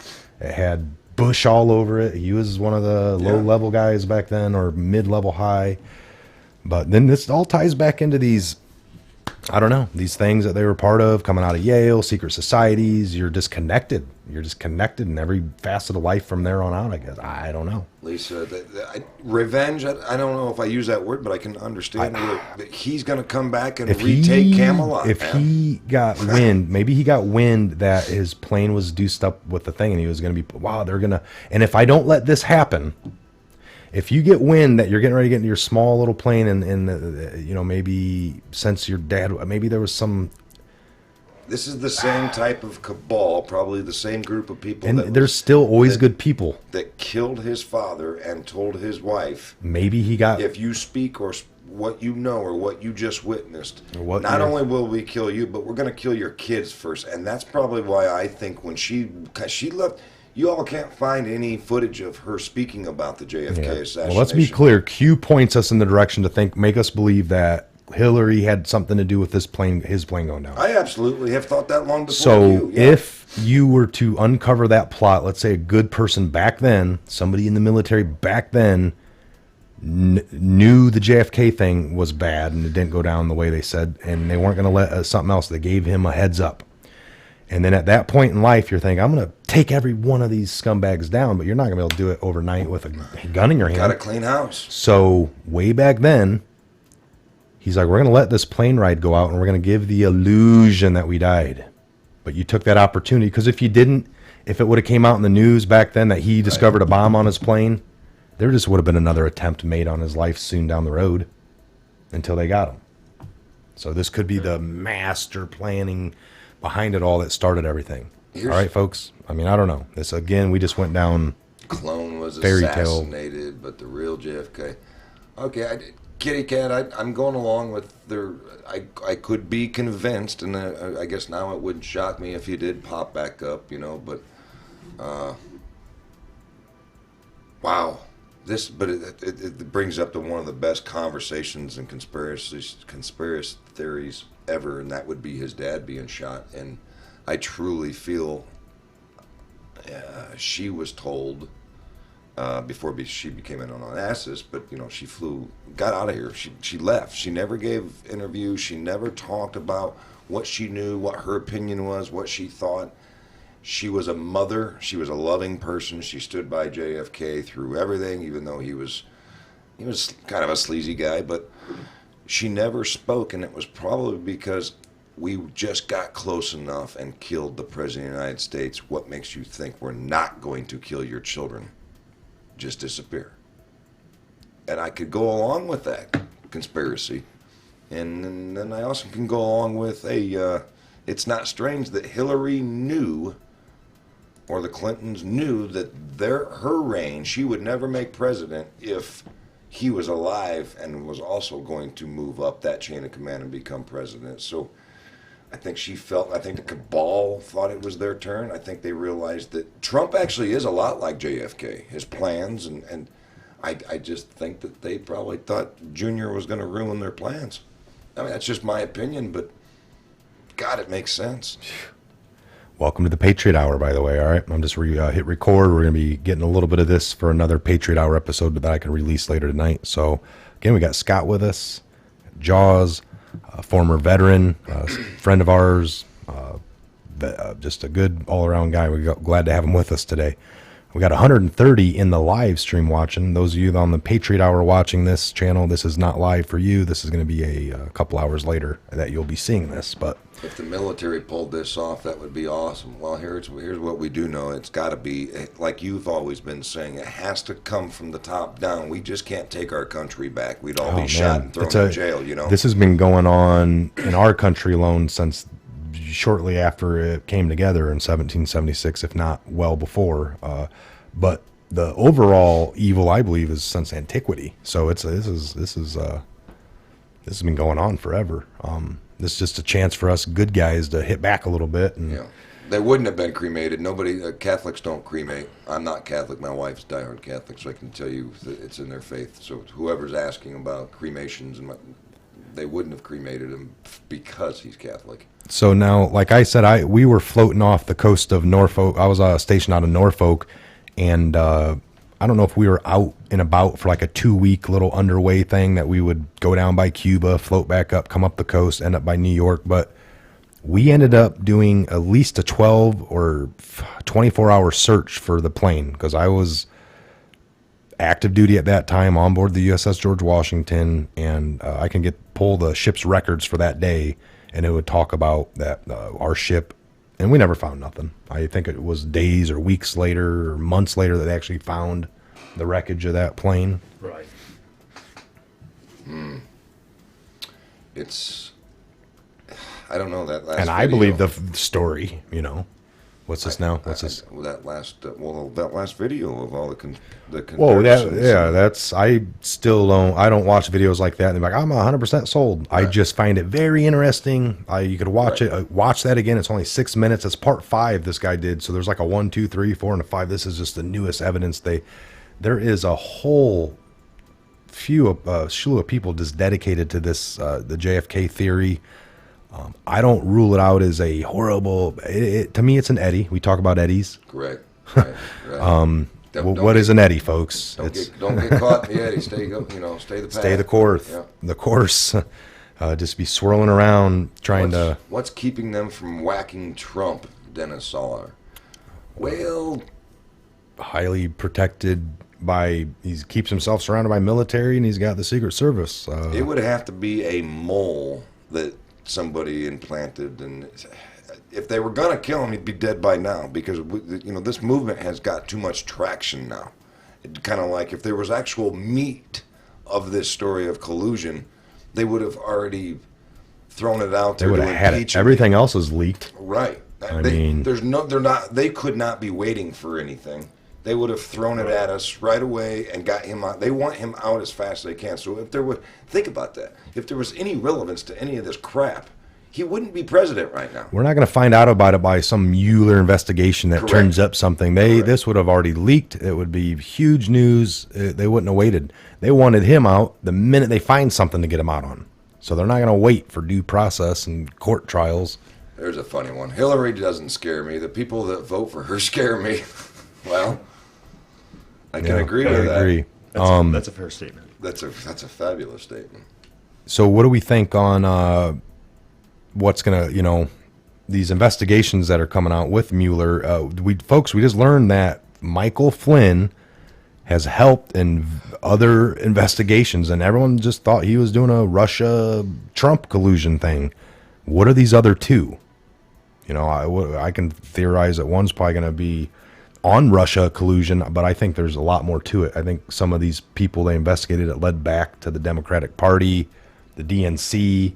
What about Hillary's collusion with the DNC and the dossier?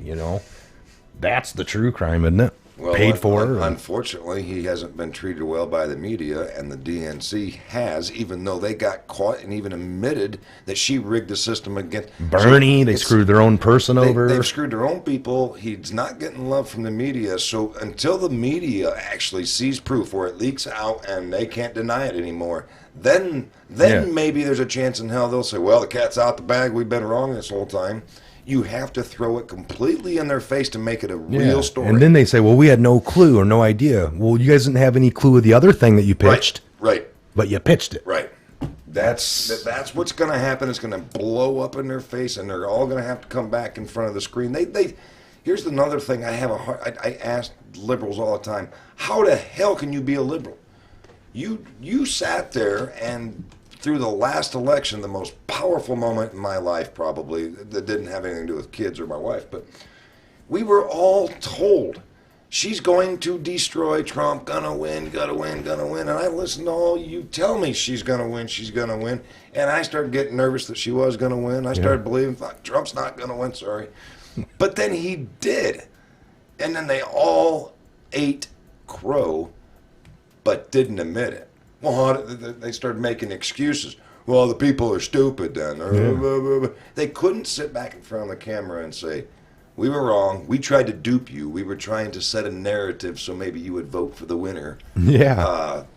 That's how can amazing. you still be a liberal after all the lies? Now you're telling me the same news media is telling me where he needs impeached.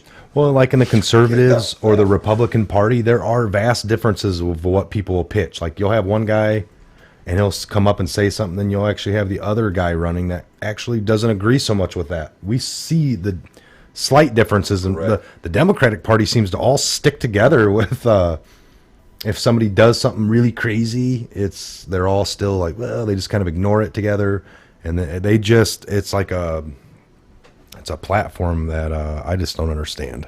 I don't understand how they operate. He says, I had to change optimization. Optometrist. Yeah, a doctor. He had to change doctor. Would you just say doctor next time? Don't choke me up, Lisa. Optometrist. Yeah, because he was a Hillary lover. Jeez. Oh, man. They are still peeved off at Trump. Oh, last night I was, this side note, I was going, had the TV on, and it was breaking news at 11 o'clock, 11:30. CNN's headquarters in New York got bomb threatened. And they were all out of the offices. They went down, I was just happy. I watch the opposition news because when you look at intel, you can't just look at what you think to be right. You have to look at all of it.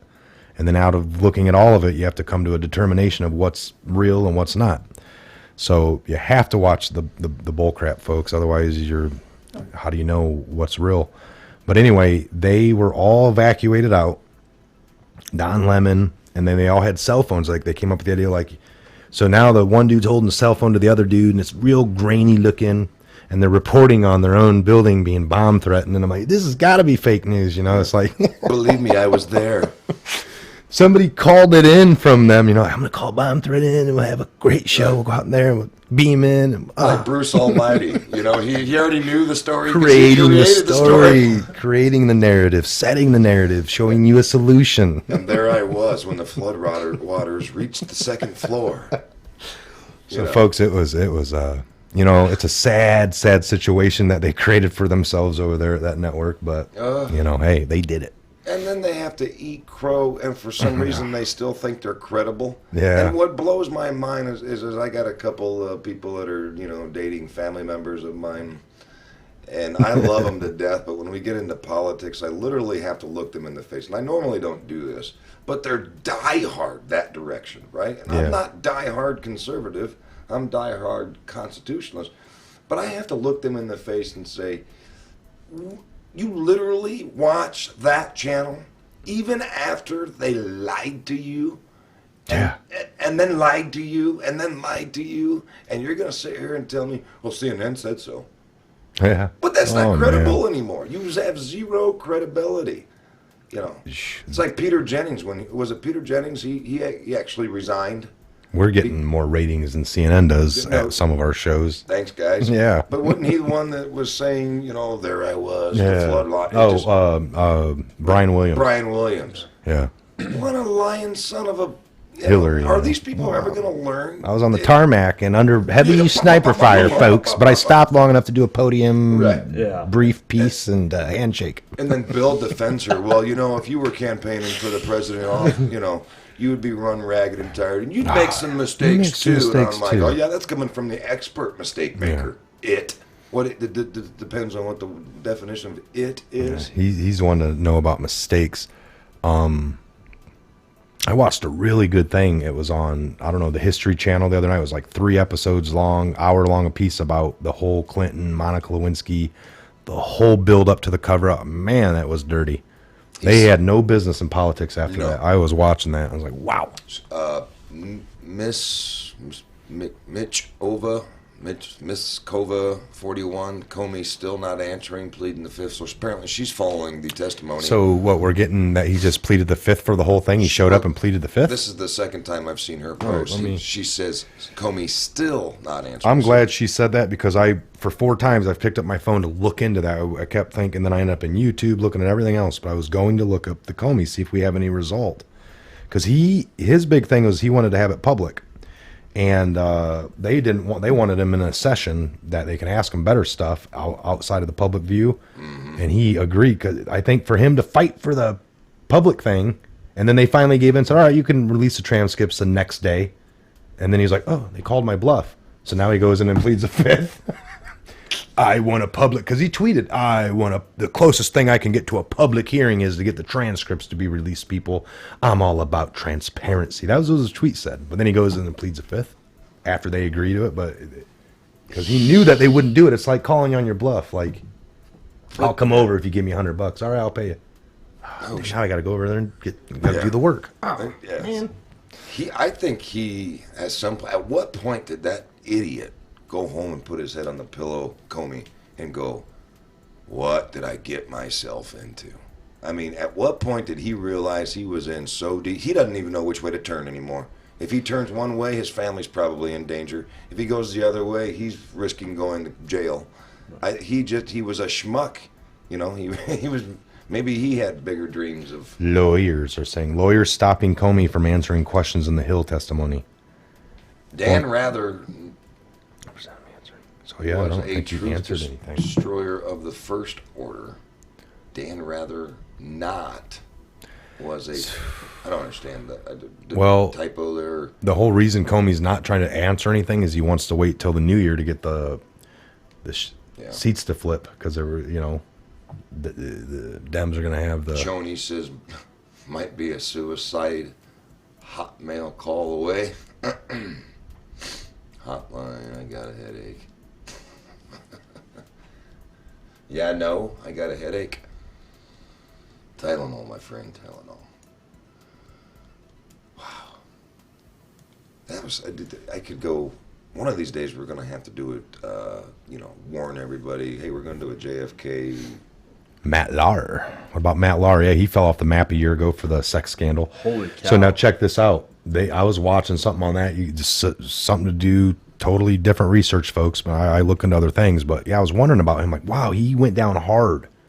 He was pretty prominent, and then that was the cover up. They said over at Comcast, who owns all that now, NBC, Comcast, that Matt Lauer was just a very mid-level journalist on the TV, and it went up high levels above him and they just blasted him, did it, and screwed him over. But it went much levels higher. There's tons of people within the network that said they've been harassed by people way above him, and it goes all the way to the top. But the network owners kiboshed it with him. Like, made a pretty big story out of him. Whew, you know. Huh. He still lives at home in his pretty big house with his wife. That they're like going through divorce, but they still all live in the same home, and the kids are still there. Like, and he's just home every day now, you know, because overnight he was done. You know, you remember Matt Lauer, right? Oh yeah, a little cheating squirrel. Yeah. He's done, but there's much more to the story, I guess. Michael Callahan, I like your comment. Comey, public execution, a very evil capital man. You know, if we weren't so soft and we actually started hanging some people back in court, you know, in the town square in the front of the court on the court. They're saying John Brennan too. John Brennan another nasty one that came out. You know, if we go to believe this story, we take it to like, you know, is God's hand on Trump? You would think to take down some of this evil you'd have. You know, if the devil could work through people, right? Can God? And not to take it too much there, folks, but I definitely believe. And Ham, I agree. Comey is done. We knew that. He's definitely screwed. He's like put himself in a bad position. They've all made, you know, and that's the other angle of this is they want the testimony to come out before the release. Yeah. They want, and you know, that way they can't lie, folks. That's what Q broke down to us. You know, what's the difference of doing it this way versus that way? You, real quick, I gotta see if I can say this fast. I just heard this joke this morning. It's actually pretty hilarious. So a guy's he's dying, and he's a politician, but he ends up dying, and he goes to heaven, or supposedly he goes up to heaven, gets an interview with God. You know, hey, God says, take a look around. Oh man, this is exactly what I thought it'd be. People golfing, blah blah blah. You know. But you can't swear up there. There's no drinking or whatever. It's just, you know, good, clean living. And he says, well, now you got to see the other side. God says, we're going to go down the elevator. So they go down the elevator, and the elevator door opens, and there's just fabulous-looking women bringing you up glasses and bottles of Dom Perignon. And he's like, holy smokes, this place isn't anything like I was told it was. So God says, well, what are you going to do? And he says, Lord, I'm going to hell. So he says, okay. The next morning, God said, you made your decision. Go ahead. So he rides that elevator back downstairs. Door opens up, and hellfire brimstone. This dead politician looks up at God and says, God, what the hell?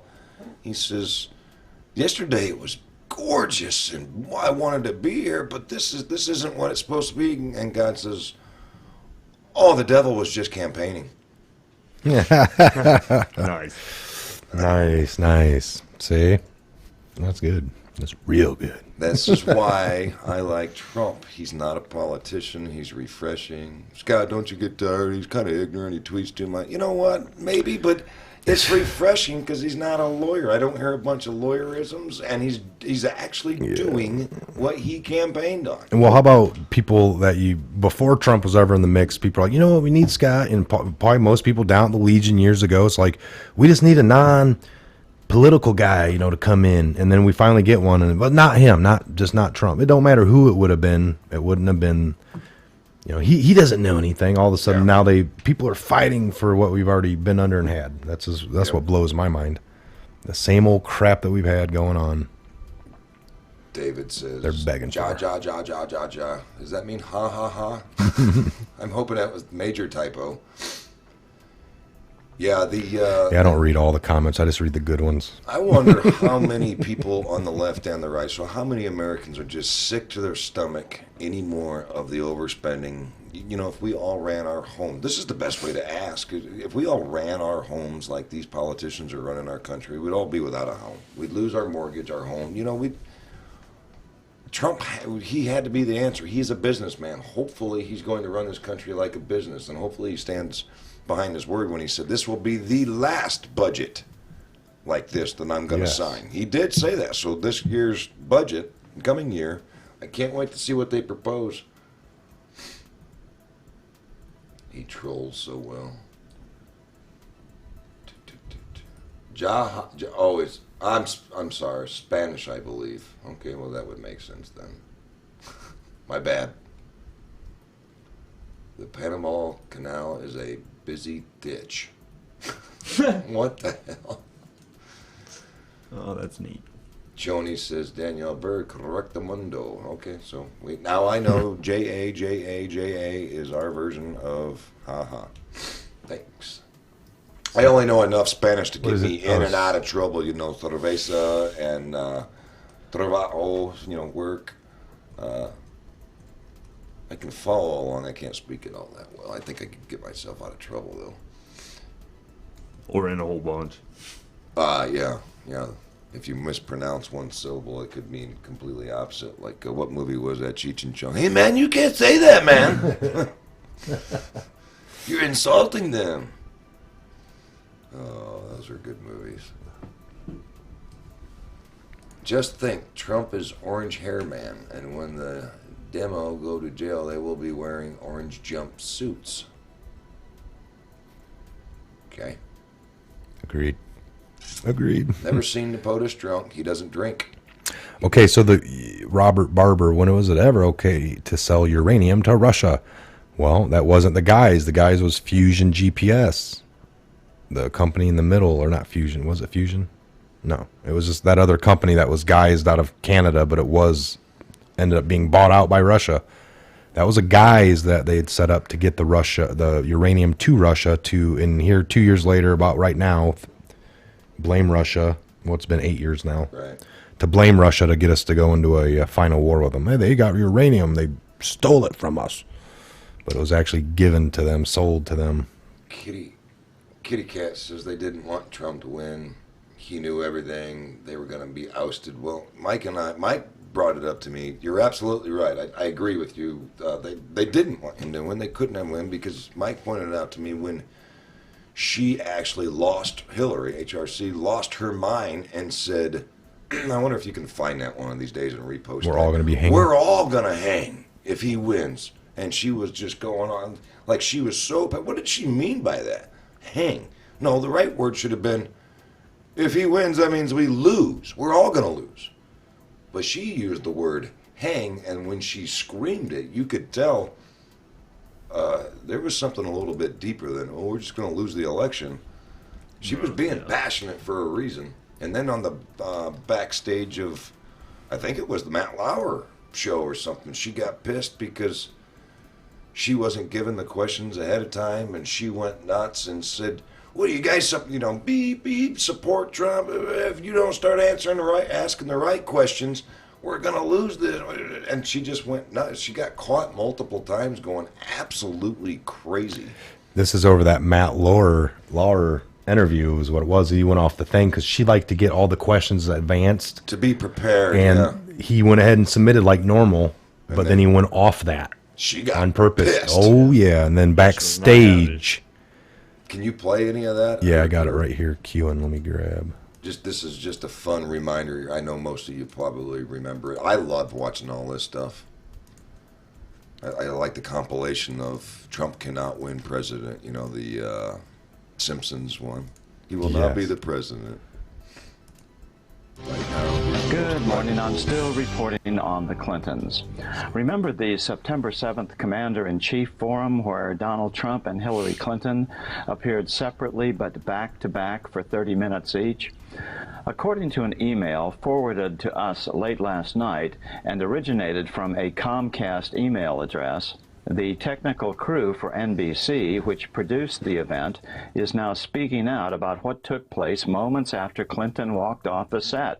A massive profanity-laced tirade aimed at NBC's host, Matt Lauer. It turned out that Clinton had been fed all the questions for approval in advance of the forum. But then, after the approval process, Matt Lauer had a change of heart and decided he would start his questioning with an unapproved line concerning Clinton's use of an illegal private server for her sometimes classified work-related emails. But let me ask you something ahead of time that I'll ask Mr. Trump in a half an hour. To the best of your ability tonight, can we talk about your qualities and your qualifications to be commander-in-chief and not use this as an opportunity to attack Mr. Trump, all right? And I'll ask him the exact same thing. I think that's an exactly right way to proceed. Okay. This is a very important decision for our country, and each of us should be presenting our experience, our expertise, and our plans to protect and defend the United States and our allies around the world. What is the most important characteristic that a commander-in-chief can possess? Steadiness, an absolute rock steadiness, and mixed with strength to be able to make the hard decisions. Do you know how you can because tell Hillary's I've lying? had the unique experience lips of are watching moving. and working with several presidents. So judgment is a key. Temperament and judgment, yes. The word judgment has been used a lot around you, Secretary Clinton, over the last year and a half, and in particular concerning your use of your personal email and server to communicate while you were Secretary of State. You said it's a mistake. You said you made not the best choice.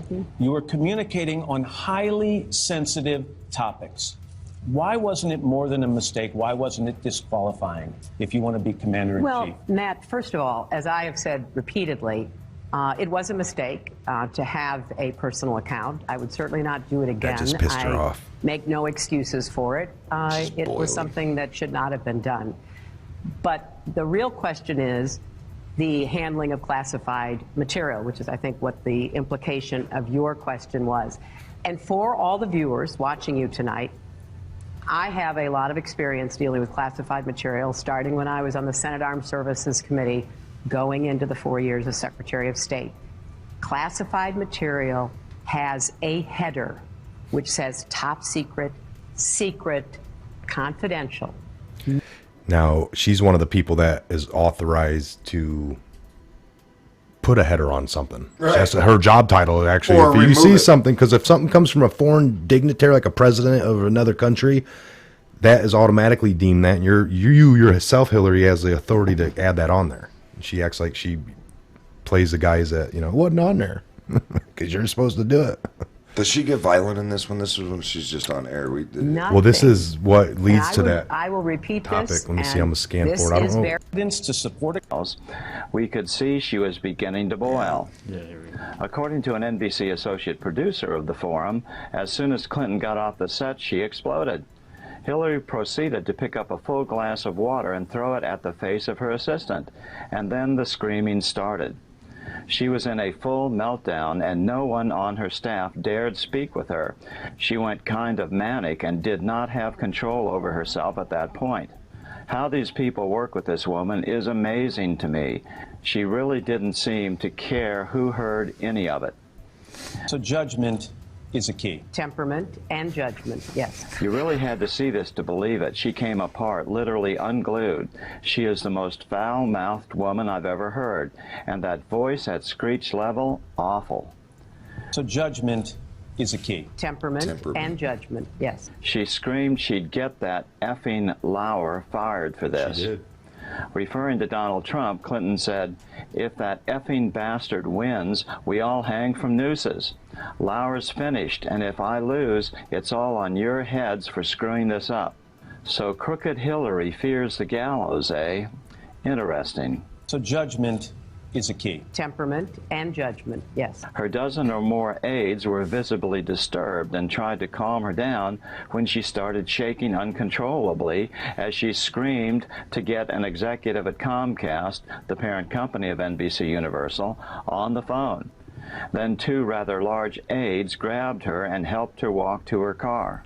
Matt Lauer was massively criticized for the rest of the week on air by the Clinton campaign and the rest of the MSM as having conducted an unfair and partisan attack on Clinton. Oh, According to the email, calls were made to the New York It Times, wasn't the Washington fair. Post, Huffington Post, and Twitter executives with orders to... So that's what it was. I don't think that ever made it on the air because it was off the,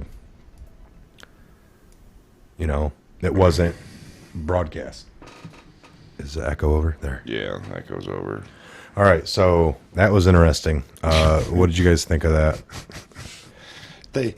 I don't remember all of the backlash the Clintons or the Clinton campaign gave Matt Lauer, but how ironic that they're complaining that was bad publicity and yet it wasn't fair. Come on. Look at all these people talking. Yeah, I mean, attaboy, Matt. Yeah, he lost his career over that. That started with the bashing of the Clintons for that next week or so, and then just things in his life started going wrong, I think, shortly after. Oh, man. That was like the one where they caught her, like, passing out. And then they, like, shot Threw her into the frickin' truck. Yeah, but the other one, like, she froze in the middle of her speech or something at the podium. Loaded her up like an old AC unit. Yeah, that guy walked up next to her at the podium and kind of, like, stuck her with something. Yeah. And for, like, 10, 15 Toupan Antropine. Yeah, for like 15 seconds, she just stood there, and then all of a sudden she came back to life. And I'm like, man, that woman needs some more baby flesh. She's hungry. She needs. They're pedivores. What's worse than a pedophile is a pedivore. Mm-hmm. They are sick. Yes, and we're glad she didn't win. And the light is shining. We're lucky to have a guy like Trump. That's what I say. You may not like. Get over it. We're lucky that he won because it just was set up against him from day one. Look at how long we've been live. A while, huh? 2.5 hours. Jeez. So 118 people in the room. We're peeking up there. Nice. We appreciate you guys being here this afternoon. We'll take some questions and questions here the last couple minutes, I think. We'll shut her down. I know my son will be getting home here soon. Next few minutes. I wonder if Matt Lauer is dead. No, he's alive and well. Oh, is he? He's just, he sits at home now, they said, like, hanging out with his kids and stuff. And he doesn't talk with anybody anymore. And his wife's leaving him. This has been a lot of fun today. Jaws, you need to not say so much. Oh, I'm sorry. I'm sitting back thinking, I wonder how much money Matt Lauer made off that deal to not even voice an opinion. Just be on TV and speak nationally, and then literally in 24 hours, no one has ever heard from you. Like, in 24 hours, you're just gone. You're just kind of... I think that just devastated his world. He had these kids that were, like teenagers and a wife, and he was just the one that was real, always out there. I'm doing my shows. I got to go to Iraq and cover this. And Yano says they're not showing France riots. I'm curious what you're talking about. And then what's total media blackout on the riots going on. Joni, you guys are making my day at work so much easier. Thank you. Thank you very much. That's what we're here to do, is entertain you. So here, real quick, let me look. One of them three handsome faces. I can show you. Oh, I'm sorry, I'm looking at a picture on the wall over here. CNN, The Atlantic. When was this? Riots in France. See, I put the TV down for, gosh, it's been probably a solid 5 or 6 days in a row. Been doing a lot of socializing in front of people. Sick, evil, riots are over. Gas rights.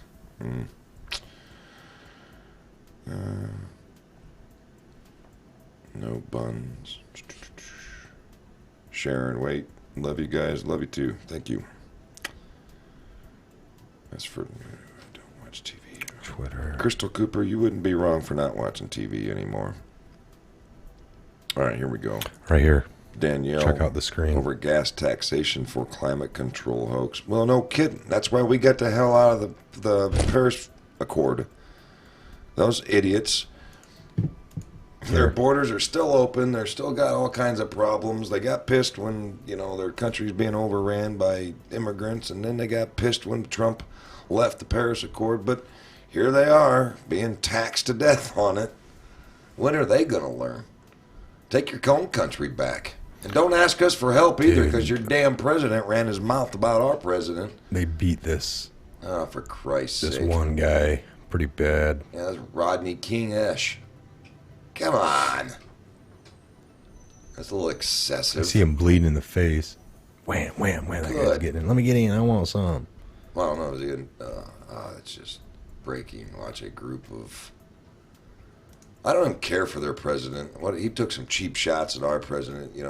I don't think that people remember. Their own youth, like our youth, don't realize. They still, I don't believe they've paid 1 red cent back on World War II yet. And what the French need to remember, and they're a jerk of a president, if we didn't bring our American butts over there and leave a lot of our American boys over there, there wouldn't be a France today. So this is one that, whoops, I'm on the wrong thing. This is one that Q, this is kind of cool. Look at a couple of these. This is somebody in a parking lot. MAGA Mom was just at the Wichita Costco and found this note on my windshield when I came out. I had these Patriot stickers on my old dirty van for months, so kind of nice to know at least one other Patriot out here with me. She had a Q sticker. Cool. He puts, I have never seen another Q Patriot in real life. God bless you, Patriot. Where are we going? That's awesome. That's awesome. It's hilarious. I use that where we go one, we go all the time now, and you can tell which ones understand it, and then you can tell which ones hate it and call us all conspiracy monkeys, and your movement's quack, and you're crazy. Meanwhile, in Berlin, yeah. Look at that. What's the 17th letter of the alphabet? Grover. The letter Q. Good stuff. So we had a couple of those are pretty cool. This Patriot inside right here. This is one last cool one. Check this out. Grab it. Copy. Is that the guy that sang? Did you sing the national anthem? Where did you see that at? I don't know. The one you just clicked on. Big heavy set guy with the red shirt was about to sing or yell or something. Right there. That. What is that? Every American heart, and it's time we stand and say that I'm proud to be an American, for at least I know I'm free, and I won't forget the men who died and gave that right to me, and I proudly stand up next to you and defend her still today. For there ain't no doubt I love this land. God bless the USA.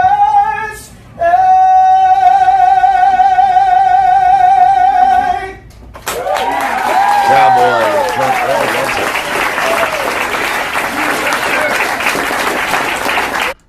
That's cool. Yeah. Patriot. I love those videos and those stories. There's so much crap going on anymore. It's nice to see when the Patriot actually stands up. But you're not going to see that on most of the TV channels at night. No. That puts a lump in my throat, this guy said. So get to Chick-fil-A, folks, and maybe make your own video singing that. Send it into the Patriot Hour, and we'll put you on blast. Yeah. The French really even would. hate their own apples. Nobody got offended. That was the most unique thing in that video, that nobody got punched in the face after. Or There's that word offended again. You know, when you get offended, the you liberals try nothing. to convince you that, man, if you're offended, your rights are being violated. Yeah, your skin crawls. You wake up with leprosy. You know, it's just offended. If you're Shut offended, you've been violated. Yeah. No, you haven't. Folks, put it into perspective. So no, that was awesome. That was just probably done on Veterans Day or something here last week or two. Robert, Barber, you boys aren't right. I'm hoping that's in fun. You boys aren't right. Why the hell aren't we right? What's going on, Robert? What do you tell us one thing that we're not right about? I hope that's just you guys aren't right. Ha ha. I better not be. You're not right. Amen. He knows we're just joking. That we're a little. It's the sad thing about texting. There's no emotion. Boy, how many times have you You told get your lax friend or girlfriend context or of wife, emotion. damn it, what I meant by that, I was smiling when I text you. It wasn't, hey, F you. It was, oh, F. That's the whole thing about it, folks. That is the whole thing about it. I hope you guys enjoyed this 2.5 hour live stream. We'll go here a couple more minutes, shut her down. Oh, he says, love you guys. Yeah. Right on, I Robert. knew Right on. what he meant. Oh, you know Mr. Baba? I was just giving him. Right on. We appreciate it, Robert. Danielle. Yeah, she says, oh my God, yeah, people misread my comments all the time. I was told by HR department that anything that offends someone can be considered harassment. I told her I found that offensive. Well, I tell you what, owning my own little business, you guys can only imagine what my HR department's like. You were fired before you walked in and complained. Oh, that's great. That's a funny one. I find that offensive. Well, I think I'm going to have to leave studio soon, too. I got a high school senior. She's playing some varsity basketball tonight, so I got to work my way home and prepare for that little endeavor. All right, yeah, we'll shut this down. Folks, it's been great afternoon. Thanks for stopping by. Great to have Scott, Jaws in the studio. They'll be back. They'll be back real soon. We'll get hopefully something scheduled here, not too far out.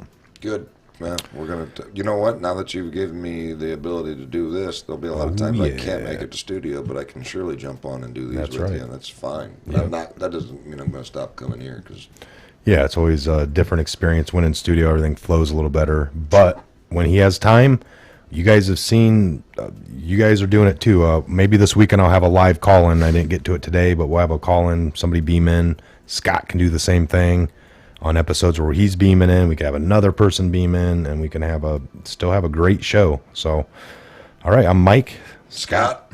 Jaws. We'll see you guys back here real soon on the next Patriot Hour update video. Thanks for stopping in. Have a great day. Love you all. Love you all. Where we go one, we go all, Patriots.